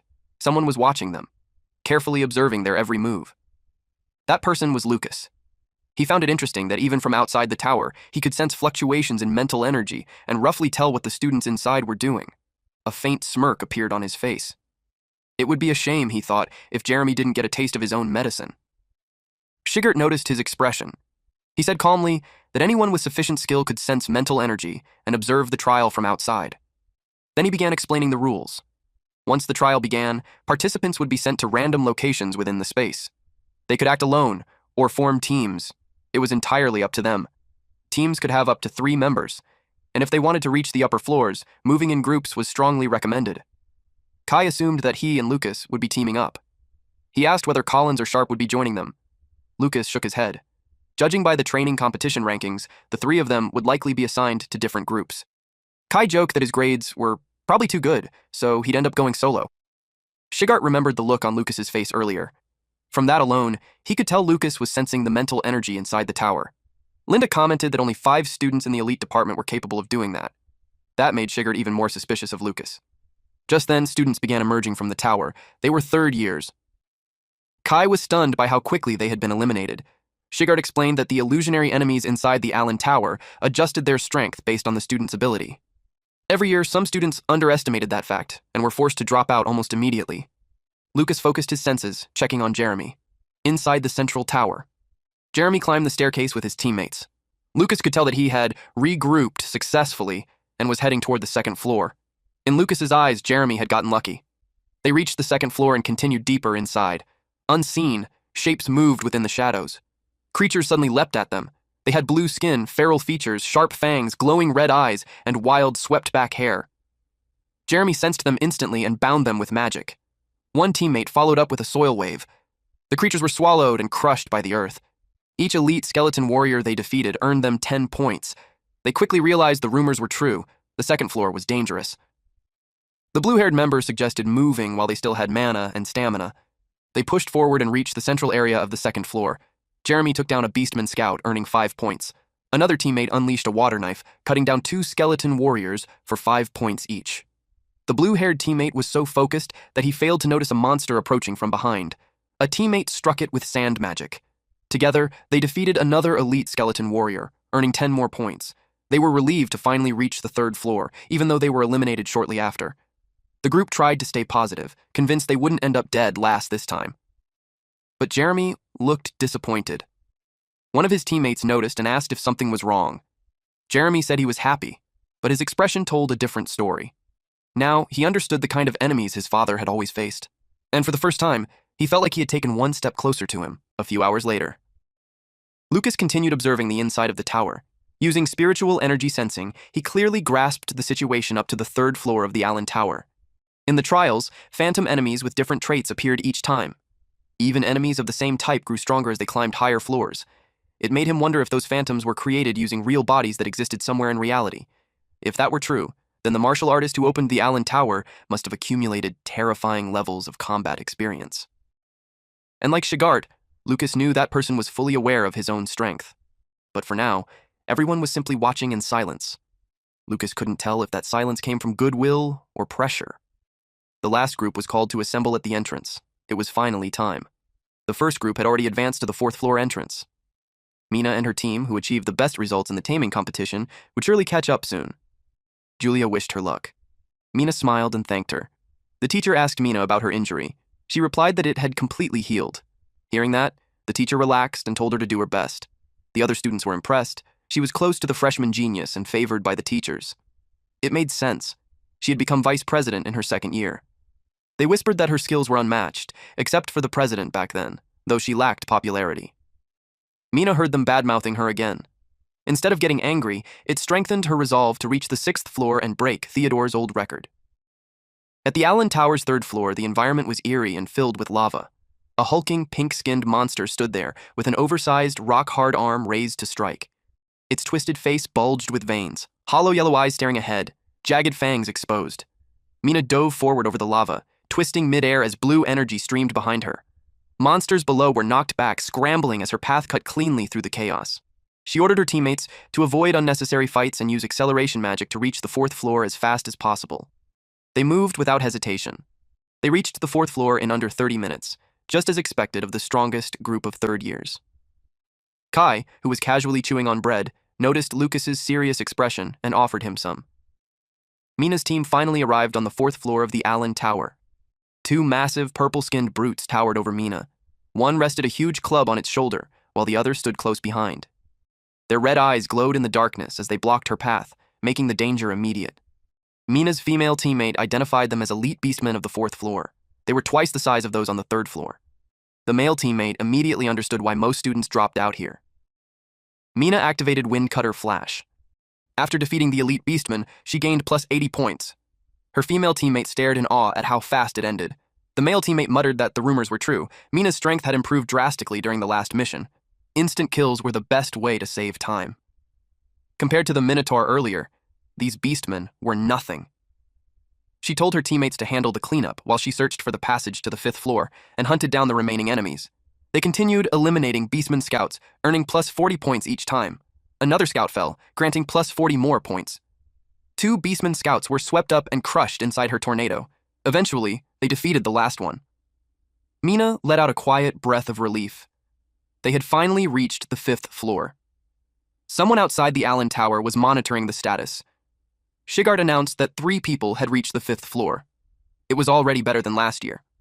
Kai wondered aloud if he would ever make it there himself. Shigart told him there was no need to rush. For a first year, reaching the 3rd floor was already more than enough, and if they steadily improved their skills, the enemies on the 5th floor wouldn't seem so frightening anymore. Lucas realized then that Shigart had entered the Allen Tower before. Suddenly, both of them tensed. Lucas guessed that Shigart must have attempted something inside the tower in the past. At that moment, someone emerged from the entrance. It was Mina and her team. The students waiting outside immediately gathered around and asked how it went. Lucas could tell she hadn't reached her goal. Her eyes were red, tears barely held back. Meanwhile, inside an office, Theodore watched everything through a floating globe. He spoke calmly, almost coldly. Now, Mina finally understood that surpassing a true genius was never easy. A few moments later, we see Julia set off a few small fireworks. They were having a meal together with Mina, and Julia congratulated her for taking first place in the third-year trial. Lucas clapped as well after hearing that she had reached the 5th floor. Mina thanked them, but she didn't look happy. In the end, she still couldn't beat Theodore's record. Julia tried to comfort her, saying that President Theodore had also stopped at the 5th floor, so technically it was a tie. Mina shook her head and explained that by the time she saw the stairs leading to the 6th floor, she couldn't even stand anymore. But Theodore, back then, still climbed the stairs and reached the door to the 6th floor. In other words, compared to him at that time, she was inferior in stamina, strategy, magical control, everything. She then asked if they had already found their team members. Julia proudly said she would be teaming up with Iwa. Iwa agreed, since her father had ordered it. Lucas realized that the news of the Miranda family acknowledging Julia had already reached Iwa as well. He replied that he would be teaming up with Sharp and Collins. Julia was surprised. She asked about Kai and whether they had fought. Lucas explained that their rankings were completely different, so they were placed in separate groups. Earlier in the classroom, Kai had been clinging to Lucas's leg, shouting that he abandoned him. He called him heartless and made such a scene that everyone was staring. He was crying because he had no one to team up with. That was when Tishy invited him to join her group. They were looking for a strong tank, and they would be happy to have him. Kai immediately stood up and cleared his throat. He put on a cool expression and said he would team up with them since they insisted. Lucas was impressed by how quickly he switched attitudes, just like always. At the training grounds, Shigard observed that everyone had found a partner. He raised his voice and told them to get fired up, especially knowing what others were saying behind their backs. Many students expected them to drop out immediately, laughing just at the thought of it. The martial arts students clenched their fists in anger. Shigart pointed out that no one there intended to make those insults come true. He watched their reactions. Tishy spoke up first. She declared that they would train with everything they had to make sure that never happened. Her teammate immediately backed her up, saying they would prove they deserved their admission slots to the Allen Tower with their own strength. The atmosphere ignited. Lucas noticed how Shigart kept insisting that the Allen Tower trial would proceed as scheduled. He didn't just block out the insults aimed at the martial arts students. He turned them into fuel. The pressure became motivation, and their rebellious spirit was pushed to the surface. It worked perfectly. The phantom enemies inside the Allen Tower were varied and highly intelligent. Kai sparred with Lucas. Then someone moved at incredible speed. It was Tishy. She jumped into the fight. Because of how the phantom enemies worked, they trained repeatedly in groups to improve coordination and teamwork. And between training sessions, Shigart explained the traits and habits of different species. Sometimes he even played the role of the enemy himself. He put on monster masks and fought them directly. It was Linda who suggested that he teach by acting like a beastman. Every day was brutally exhausting. Yet not a single student complained. Kai, in particular, was fired up. He swore to climb to the top of the Allen Tower and make a name for himself. Then the day of the freshman trial finally arrived. A notice was posted on the bulletin board. It stated that the martial arts department's results in the magical beast taming tournament were valid, and their right to participate in the Allen Tower trial was officially confirmed. The students stepped forward. They did so with confidence. Shigard instructed them that once inside, they were to regroup with their teams at the central staircase. When they ran, they were to run without hesitation. And if they couldn't run, they were to fight like their lives depended on it, and take down at least one enemy. Off to the side, some students whispered among themselves. They mocked that even the martial arts department's homeroom teacher didn't truly trust his students' abilities.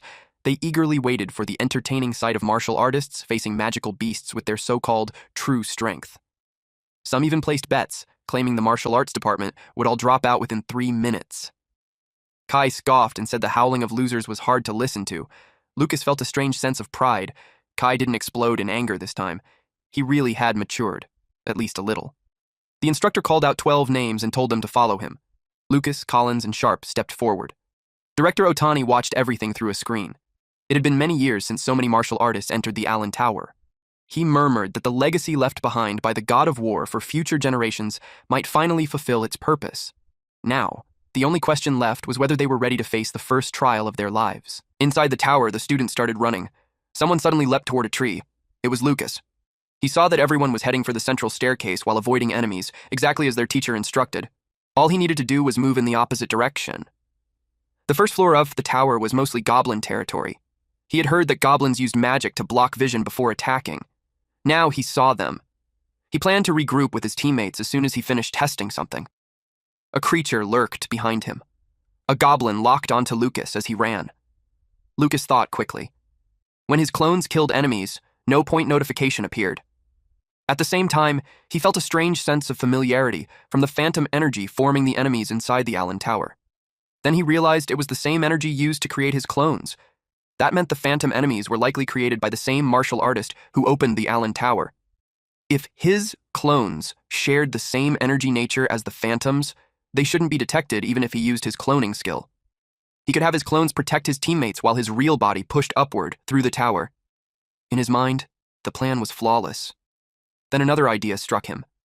If the energy was truly the same, he could alter his clones' appearance into that of magical beasts. He tested it, and confirmed he could change their forms at will. With that, Lucas could now move freely inside the tower. At the same time, Director Otani continued watching from afar. He knew Lucas often visited the library in secret to read martial arts books, but even so, he hadn't expected him to master cloning this quickly. Otani was curious to see what Lucas would do next. Would he earn points for his classmates again this time? At the same time, he knew that helping too much would only hold them back. He wondered if Lucas understood that. Meanwhile, elsewhere in the forest, someone screamed for a giant to stay away. The students kept running. The goblins chased after them. One of them started complaining. That student was stuck on top of a tree, surrounded by 3 magical beasts at once. The others hid behind another tree, unsure of what to do. With their current strength, they knew that even handling 2 goblins at the same time was their limit. They called out for help. Suddenly, a sound wave reached them. At first, it was barely noticeable. Then a calm voice told them to relax and explained that the giant couldn't see them because of the fog. The message came from a fellow student nearby. He explained that the giants on the first floor were slow and had low intelligence. He told them to keep their distance from the giant and focus on dealing with the goblins instead. They ran. Soon after, they were forced into a fight with the goblins. One of them was driven backward. A goblin shoved its sword down toward him. At that moment, someone rushed in and swung their blade. The strike severed the goblin's leg. The student who had been pushed down seized the opening and stabbed it. The goblin grabbed his sword mid-thrust. It flung the weapon aside. Then it lunged at him. His teammates stepped in and shouted for him to dodge. The goblin's sharp claws had already broken through. He ducked and stabbed again. The goblin was sent flying to the side. The student stared in disbelief. He had killed it. He finally understood what their teacher meant. If the 3 of them worked together, they could clear the first floor. Confidence surged through them as they turned to face the remaining goblin. Lucas watched from afar. He knew that victory wasn't only about raw strength. Calm judgment and courage mattered just as much. He was using his clones to guide and pressure his classmates. He didn't see it as cheating. He wanted them to experience the joy of battle for themselves during this trial. Greg watched the Allen Tower. He scoffed. He looked down on Shigart for leading a squad that mixed magic users with 3 martial arts students. Lila commented that their luck was terrible. Andre added that even with 3 people fighting together, they were already being pushed to their limits. In his eyes, there was no way some martial arts weaklings could handle that. They fully expected them to drop out soon. Deep down, Greg believed that even if the martial arts department managed to secure entry slots, all they would do was embarrass themselves. He thought Shigart was shameless to the point that it was painful to even watch. Shigart, however, observed calmly. They were facing 3 enemies. If they stayed composed, they still had a chance. Suddenly, a surge of energy rippled through the area. It shocked everyone. Greg stiffened. He couldn't understand what had just happened. The goblin fell. The situation had completely reversed. The students were now the ones hunting the goblins. One goblin suddenly inhaled deeply. The sight terrified the students. It released thick fog, trying to escape. One of the students chased after it. He activated Piercing Peak Thrust. His dagger pierced straight through the goblin's arm. The force knocked it off balance. The violet-haired student followed up immediately with Spiral Slash. The goblin staggered back, barely staying upright. The student wielding a long wooden staff stepped forward. He took his stance, then unleashed breath-severing lightning. The goblin scout collapsed. They earned 10 points. Greg was stunned and irritated. The martial arts department had defeated 2 high-level goblins far faster than he expected. Shigart smiled. He praised them for their clean execution. Turning to the class, Shigart announced that one team had already taken down 2 enemies. If they fought the way he taught them, the enemies inside the Allen Tower were nothing to fear. The class erupted into cheers. Seeing proof in front of them, their confidence soared. They were fired up and ready to give everything they had. A student from another class scoffed and muttered that it was just luck. A martial arts student shot back that they were just called weak earlier, and yet they still pulled it off. He stuck his tongue out, which only made the bully more irritated. Inside, Shigert frowned slightly. He had sensed a strange energy vanishing near those three just moments ago. He suspected Lucas had done something again. At the same time, Lucas sneezed loudly. He rubbed his nose, wondering if Julia was talking about him again. He could already picture her bragging about him. Someone nearby noticed him. It was Collins and Sharp. They were relieved to see him safe. Sharp said Lucas had been gone for so long that they were starting to worry. Lucas explained that he had been sent to a place much farther away than expected. He asked where everyone else was. They told him that one team still hadn't arrived, but the rest had already made it to the rendezvous point. When the class saw Lucas and his team, they were clearly happy. Lucas felt relieved when he saw how exhausted everyone was, and that no one had suffered any serious injuries. He thought of Slight. He expected them to arrive soon. Collins noticed the change in his expression and asked what was wrong. Lucas smiled and replied that it was nothing. Once everyone arrived, they would move on to the second floor. Meanwhile, outside, the students were discussing how not a single martial arts student had dropped out yet. They brushed it off, saying those guys were probably just good at running away. In their minds, the martial artists were just scrambling around in desperation. Andre asked Greg about the situation. Through clenched teeth, Greg answered that every single one of them had advanced to the second floor. Andre was stunned. He couldn't believe that all those so-called weaklings survived the first floor. Even the mage class lost students every year on the first floor. If the martial arts department kept growing like this, they would start stealing resources from the mage class. In his eyes, they were becoming a real threat. There was a tall, muscular creature with a skull-like head, a gaping mouth filled with sharp teeth, and a long tongue that lashed out in an unnatural way. Lucas stood calmly behind a tree, watching as the massive blue creature wandered around. He noticed that there were quite a lot of them roaming the area. From the second floor onward, teams were teleported to random locations based on their situation. As a team's overall strength increased, the difficulty of the trial increased as well. He needed to have his clones find the rest of his classmates as soon as possible. Something moved quickly. It was the wolf he had deployed. Sharp and Collins asked how things looked on his side. Lucas replied that there were many enemies, and most of them were clustered together in groups. It was the same on their side. Completely avoiding combat didn't seem possible. Lucas reminded them that the purpose of the Allen Tower trial was to gain combat experience. Collins realized that if they kept running the entire time, the trial would lose its meaning. Sharp agreed. Suddenly, something moved above them.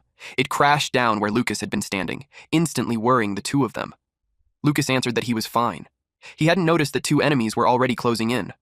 Sharp commented that if it had been him, he would have been taken out long ago. Our boy became serious. Two ferocious wolves stood in front of him. One of them lunged forward, determined to tear him apart, but Lucas kept his eyes on it. As the other wolf charged, another wolf suddenly appeared behind it. Lucas immediately blasted it away. Then he grabbed the leg of the wolf closest to him. He noticed that this wolf had used a feint and immediately called for allies. It was surprisingly crafty. He had already defeated the raccoon beastman scout in the back, earning plus 10 points. Lucas told his teammates that they had to take that one down quickly. It was a vanguard, and more enemies would soon swarm in. Sharp had no idea what had just happened. Collins was confused when he realized his dagger was gone. He didn't say it out loud, but Lucas had grabbed it in a hurry earlier and accidentally thrown it away. Then Lucas noticed something.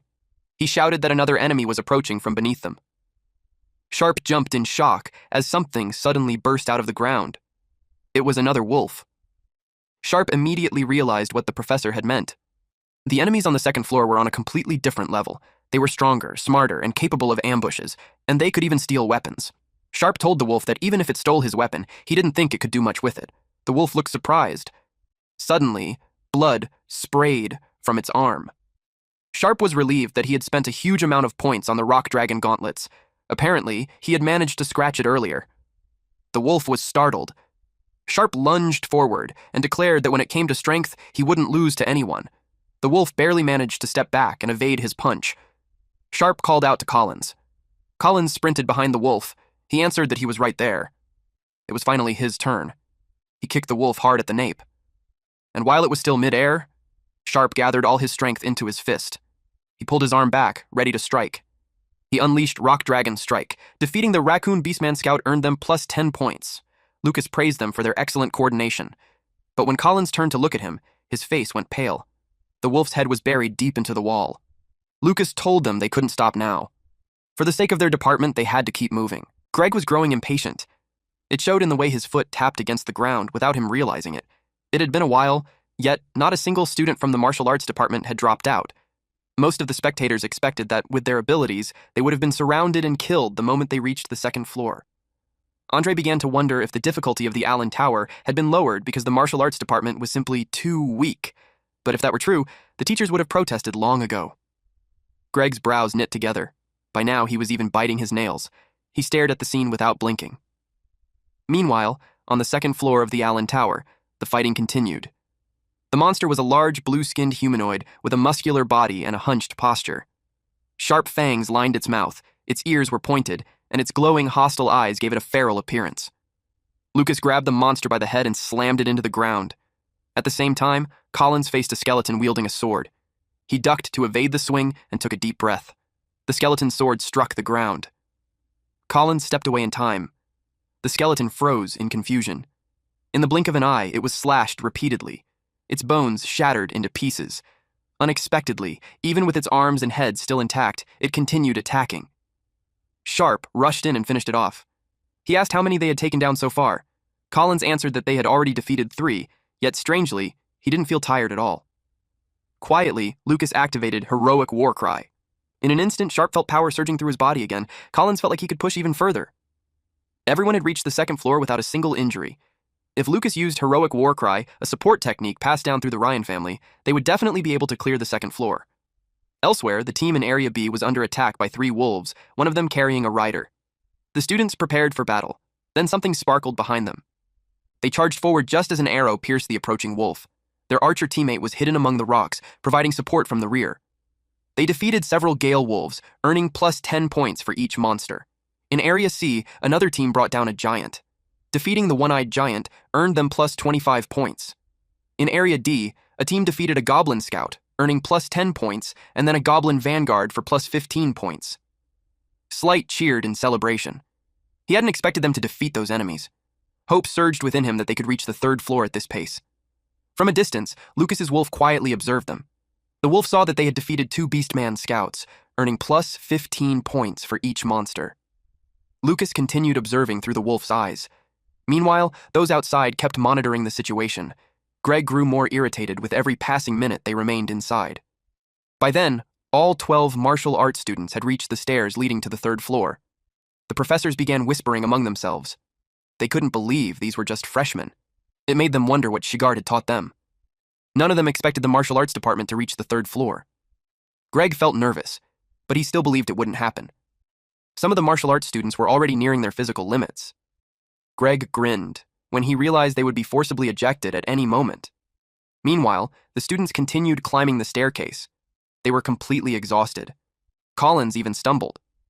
Luckily, Lucas caught him in time. Lucas asked if he was okay. Collins said yes, but it was obvious he had reached his limit. His hand had already started turning holographic. He told Lucas not to worry about him and to go on ahead. Lucas stayed silent. The others said the same. Most of them were beginning to turn holographic as well. They encouraged Lucas to reach the third floor. He was their hope, the one who could prove their department's strength to everyone else. Collins was surprised when another student wrapped an arm around him. It was Sharp. Even with exhaustion written all over his face, he urged them to at least reach the third floor since they had already come this far. Lucas agreed. They were a team. He wanted them to work together and cross the threshold to the third floor as one. Everyone gathered what little strength they had left and continued climbing. Outside the tower, an announcement rang out. The number of people who had reached the third floor of the Allen Tower was 12. They stepped onto a floor covered in flowing lava. The third floor overwhelmed them instantly. Slight suddenly sensed something. 3 massive lizards crawled toward them. The monsters had sharp, beast-like faces, purple skin, and glowing yellow eyes filled with killing intent. Their expressions were tense and aggressive, fangs slightly exposed, as crackling energy and sparks danced around their faces. One of them attacked with its long tongue.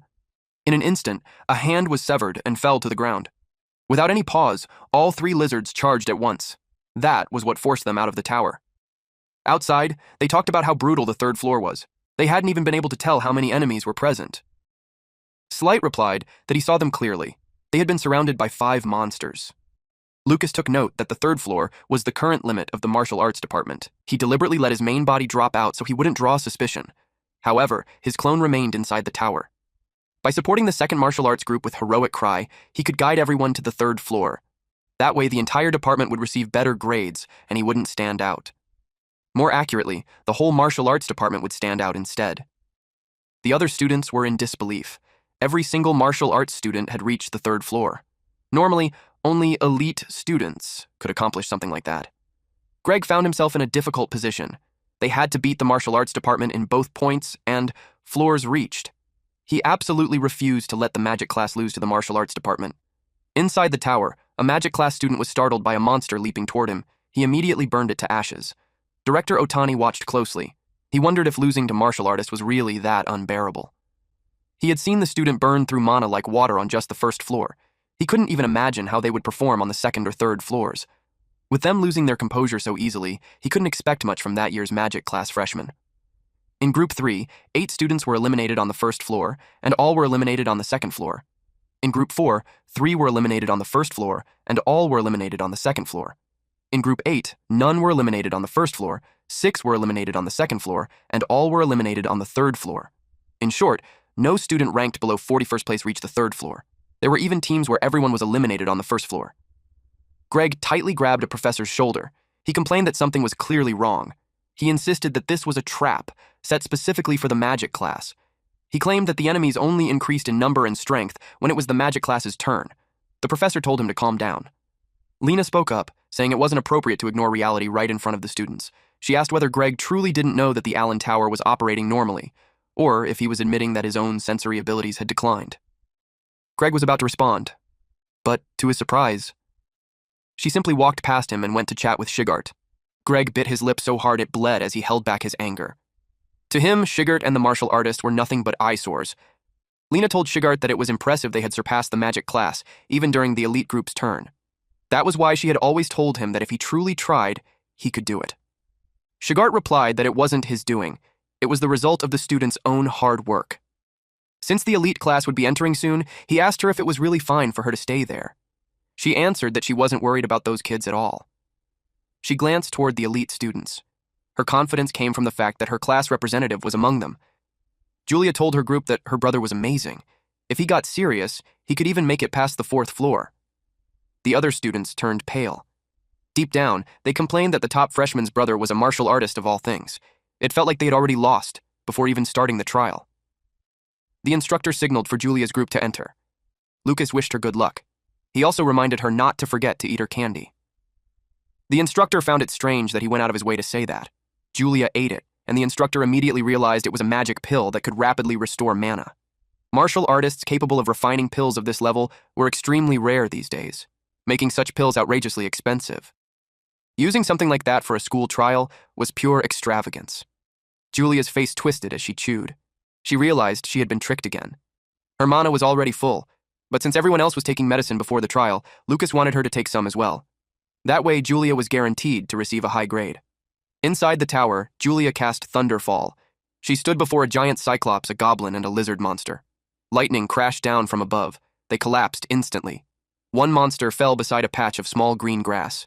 Aiwa was stunned, calling down lightning with such precision, striking only the enemies without even scorching the grass, meant Julia had incredible control.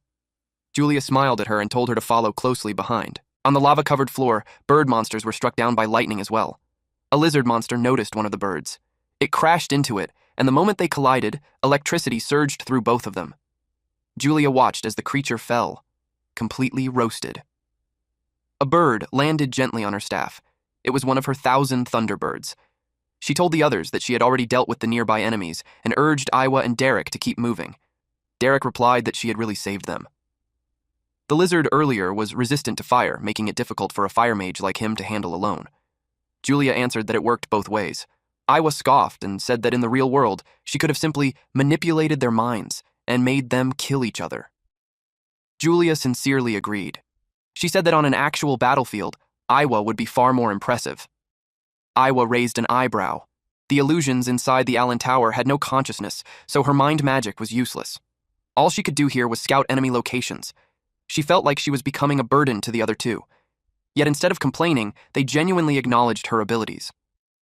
Her face flushed. She decided to let Julia take the spotlight this time. Julia, completely unaware, kept walking forward. Aiwa told her to wait. Derek also told her not to run off like that. They didn't realize they were being watched. Iwa sensed something and suddenly stopped. Julia bumped straight into her. Julia asked why she had stopped so suddenly. She wondered if there was an enemy nearby. Her nose turned red from the impact. Iwa said it was nothing, and that she was just imagining things. In truth, she had sensed a strange presence, neither an enemy nor a classmate. Julia told her that if they reached the 4th floor, she should quickly find a route with the fewest enemies. Outside the tower, an announcement rang out. 3 students had reached the 4th floor. Lucas was nearly exposed. He realized just how sharp mind mages really were. A female professor told Lena that it was incredible for 3 freshmen to reach the 4th floor.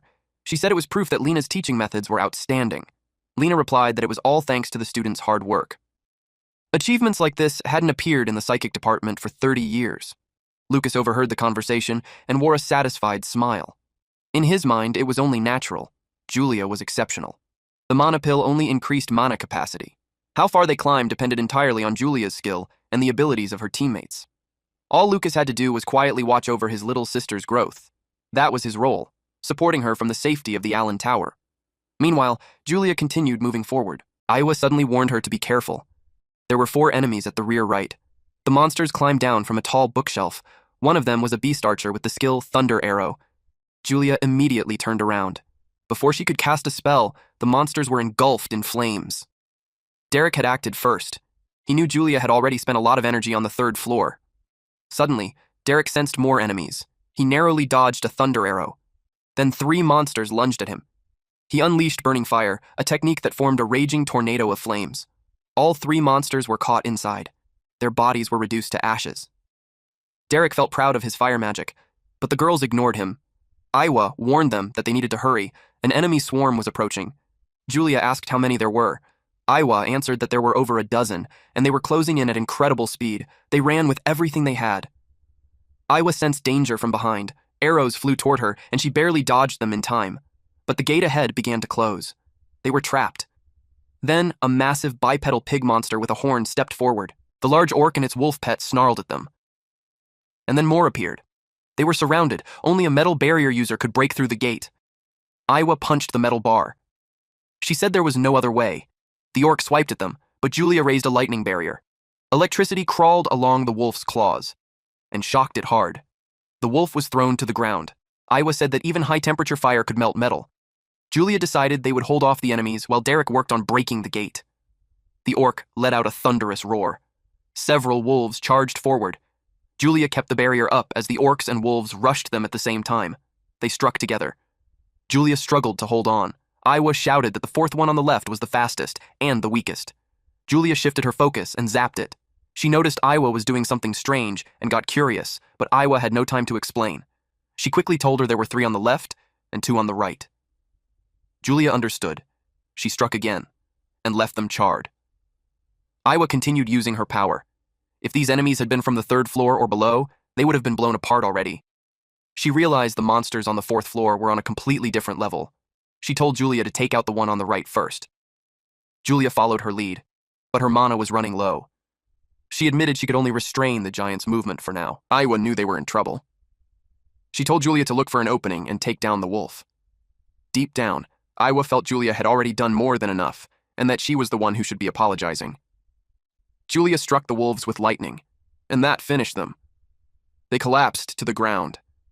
By then, cracks had spread across the barrier. Julia said they had beaten them all. The giant was still restrained, so they were safe. For now. She grinned at Iwa and asked if she could brag about protecting a classmate like a proper class rep once they got out. Iwa told her not to get carried away, and Julia just laughed. Suddenly, Iwa sensed something. She shoved Julia away. The barrier shattered, and Iwa took the hit instead. She couldn't believe it. She had made a mistake. She hadn't sensed the new wave of monsters approaching. Her body began to fade. With her last strength, she told Julia to run, now. Julia's eyes widened as she saw Iwa slammed into the ground. She screamed, "No!" as tears poured down her face. Derek incinerated the monster. He told Julia he could only open a gap small enough for her to squeeze through and ordered her to go immediately. But she refused. She wanted to fight together. She wanted to keep going. Derek yelled at her not to waste her remaining mana. The giant punched him. He shielded himself in flames. Then he formed a massive flame construct, standing at its core. He screamed at Julia to run. Then the explosion came. It was already night outside the tower. An announcement rang out. 2 students had dropped out, leaving only 1 person still on the 4th floor. No one expected the original 3 to make it any farther than that. Derek said that in that moment, they had acted on instinct. They protected Julia, the only one with a real chance to keep going.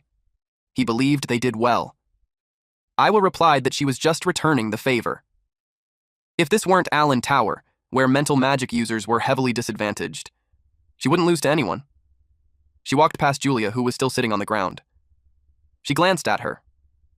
Director Otani noticed their teamwork, a scout tracking the illusion's movements and an engineer dismantling traps.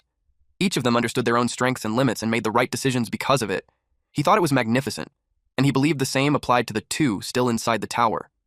Inside, the library was burning. The giant orc lay sprawled on the floor as Lucas kicked it hard, blasting it into the wall. He had defeated it. From the footprints, he realized Julia had already passed through. Elsewhere, lightning lit up the battlefield. Julia struck down several enemies at once. She pushed herself forward, determined to reach the safe zone before her mana ran dry. Different kinds of monsters blocked her path. Her cheek began to turn holographic, but she thought of everyone. She screamed at the monsters to get out of her way as she blasted them with lightning. They all fell together. She refused to let Derek and Iwa's sacrifice be wasted. Then she noticed something at the edge of her vision. She froze in confusion. Something had flown past her, and suddenly, she didn't feel as tired. It was Lucas.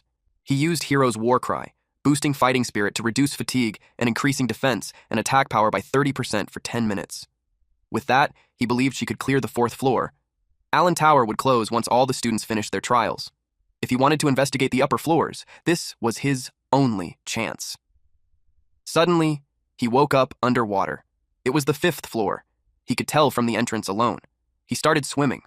A massive lanternfish monster drifted nearby, along with an aquatic humanoid creature. Lucas hid. He chose to avoid unnecessary fights and save his strength for the 6th floor. The aquatic humanoid checked his hiding spot. It froze when it found nothing. Instead, another aquatic humanoid stood there. The creature stared in shock. What it was seeing was Lucas's shape-shifted clone. Realizing the fisherman-type monster wasn't very smart, Lucas moved on toward the 6th floor. 5 minutes later, he burst out of the water. On the way, he casually knocked aside a huge red serpent monster. Meanwhile, Julia was being chased by a beetle monster. She ran as fast as she could. 10 minutes later. Lucas kept pushing forward, cutting down several monsters along the way. Julia ran into another wolf monster. Her brows tightened. She gathered her remaining mana and struck it down. 20 minutes later, she stood before the entrance of a tall tower. She stepped inside and immediately collapsed. She had reached the tower's interior, a safe zone. At the same moment, Lucas arrived at his destination as well. Both of them were relieved they had made it. Lucas stood before a portal. He reached out his hand and froze. He was floating in the cosmos. He couldn't believe it. This was the 6th floor. Lucas stepped onto a floating rock. He noticed there were no monsters. There was no concept of space either. All that stood before him was a stone monument. He extended his hand. He wondered if the monument was absorbing his battle aura. His aura flowed into the symbol. It showed an axe at the center, with a sword and a spear placed diagonally, facing opposite sides. The symbol glowed brightly. Director Otani realized that the child he was observing had truly reached the 6th floor. He confirmed it was the war god's legacy, but it came with a problem. Lucas's sister was nearing her limit. Julia now faced a gigantic lanternfish. How much knowledge Lucas could absorb before the Allen Tower closed depended entirely on him. Lucas felt overwhelmed. His mind was pulled into a vision. The war god stood before a massive void. A pitch-black, round creature spoke. It told Mars that it had won this time, but its seeds were already planted in the world. No matter how many tens of thousands of years it took, it swore it would return. Mars's golden light shot into the sky. Annoyed, he told the creature to stop its noisy babbling. He clenched his fist. Power condensed into a single point. He roared for it to die already, then unleashed the war god's supreme art, Heaven Breaker. As the vision zoomed out, the black mass revealed itself. It was a pupil. The entire thing was a massive eyeball, bathed in Mars' golden light. The impact cracked the eyeball. Seen from outer space, it was the eye of a colossal dragon-like monster. The giant creature grinned. Lucas was stunned. He wondered if that vision showed a battle from the war god's past. He didn't know when it happened, but the evil entity had claimed it left seeds behind. That made him think of the Minotaur and the zombie monster from before. He decided he needed to investigate this more thoroughly. He touched the stone monument. A massive holographic hand suddenly reached for him. Lucas sensed it and dodged, thinking it was an enemy attack, but he quickly realized the target wasn't him. The hand struck the stone monument instead. Lucas could no longer read the section where the hand made contact. Then the hand pulled back. He finally understood. It had been aiming for the monument all along. Though he avoided the attack, he was still ejected. That made him think Julia had dropped out. With the monument gone, there was no reason for him to remain in the Allen Tower. His clone merged back with his main body. Shigart noticed him and wondered what had happened this time. Lucas could feel that something inside his body had changed. He wondered if it was because he witnessed the war god's technique in that vision. The gears of the tower's lock began to turn. On the screen, Julia appeared with a smile. Director Otani hoped these young ones would continue to devote themselves diligently. The trial had concluded, and the Allen Tower began to close. Just then, the final participant completed their challenge. The instructor urged everyone to welcome her with a round of applause. Kai had been asleep, so the sudden cheering startled him awake. He was shocked to learn that it was already over. Julia had rewritten the records of the Allen Magic Academy. She exited the tower with a bright smile. The instructor announced that she had reached the 5th floor. Director Otani entered the library. Someone was already waiting for him and had poured the tea in advance. Director Otani turned toward that person. It was the headmaster. He assumed Otani already knew why he was there and bluntly asked what had happened during the Allen Tower trial. Director Otani accepted the cup and replied that there should not have been any irregularities. The headmaster said it was strange that the mage class freshmen performed so poorly. Many students had failed to earn even a single point. Director Otani pointed out that 18 students scored 0 points, and last year there had been 12, so it was still within the margin of error. But the headmaster argued that the number of students who reached the 2nd floor was only half of last year's. Director Otani suggested that he ask the mage class advisor about it. He added that he personally wanted to question how they were teaching if students were losing their composure that badly. Then he pointed out that the headmaster was so focused on the mage class that he had overlooked an anomaly in the martial arts department. That made the headmaster ask what kind of anomaly had occurred in the martial arts department. Otani replied that 4 students had their martial artist restrictions loosened after the trial and were on the verge of leveling up. Shigart was currently assisting them. The headmaster was shocked. He asked if that meant the Allen Tower might accelerate a martial artist's growth. He knew it would be disastrous if that information became public. The world was full of martial artists desperate to level up. Both he and Director Otani were growing old. He had no intention of holding the Allen Tower trial again, except to find a strong martial artist candidate to become the next caretaker. He instructed Otani not to speak of it until the information could be verified. Director Otani replied that he understood.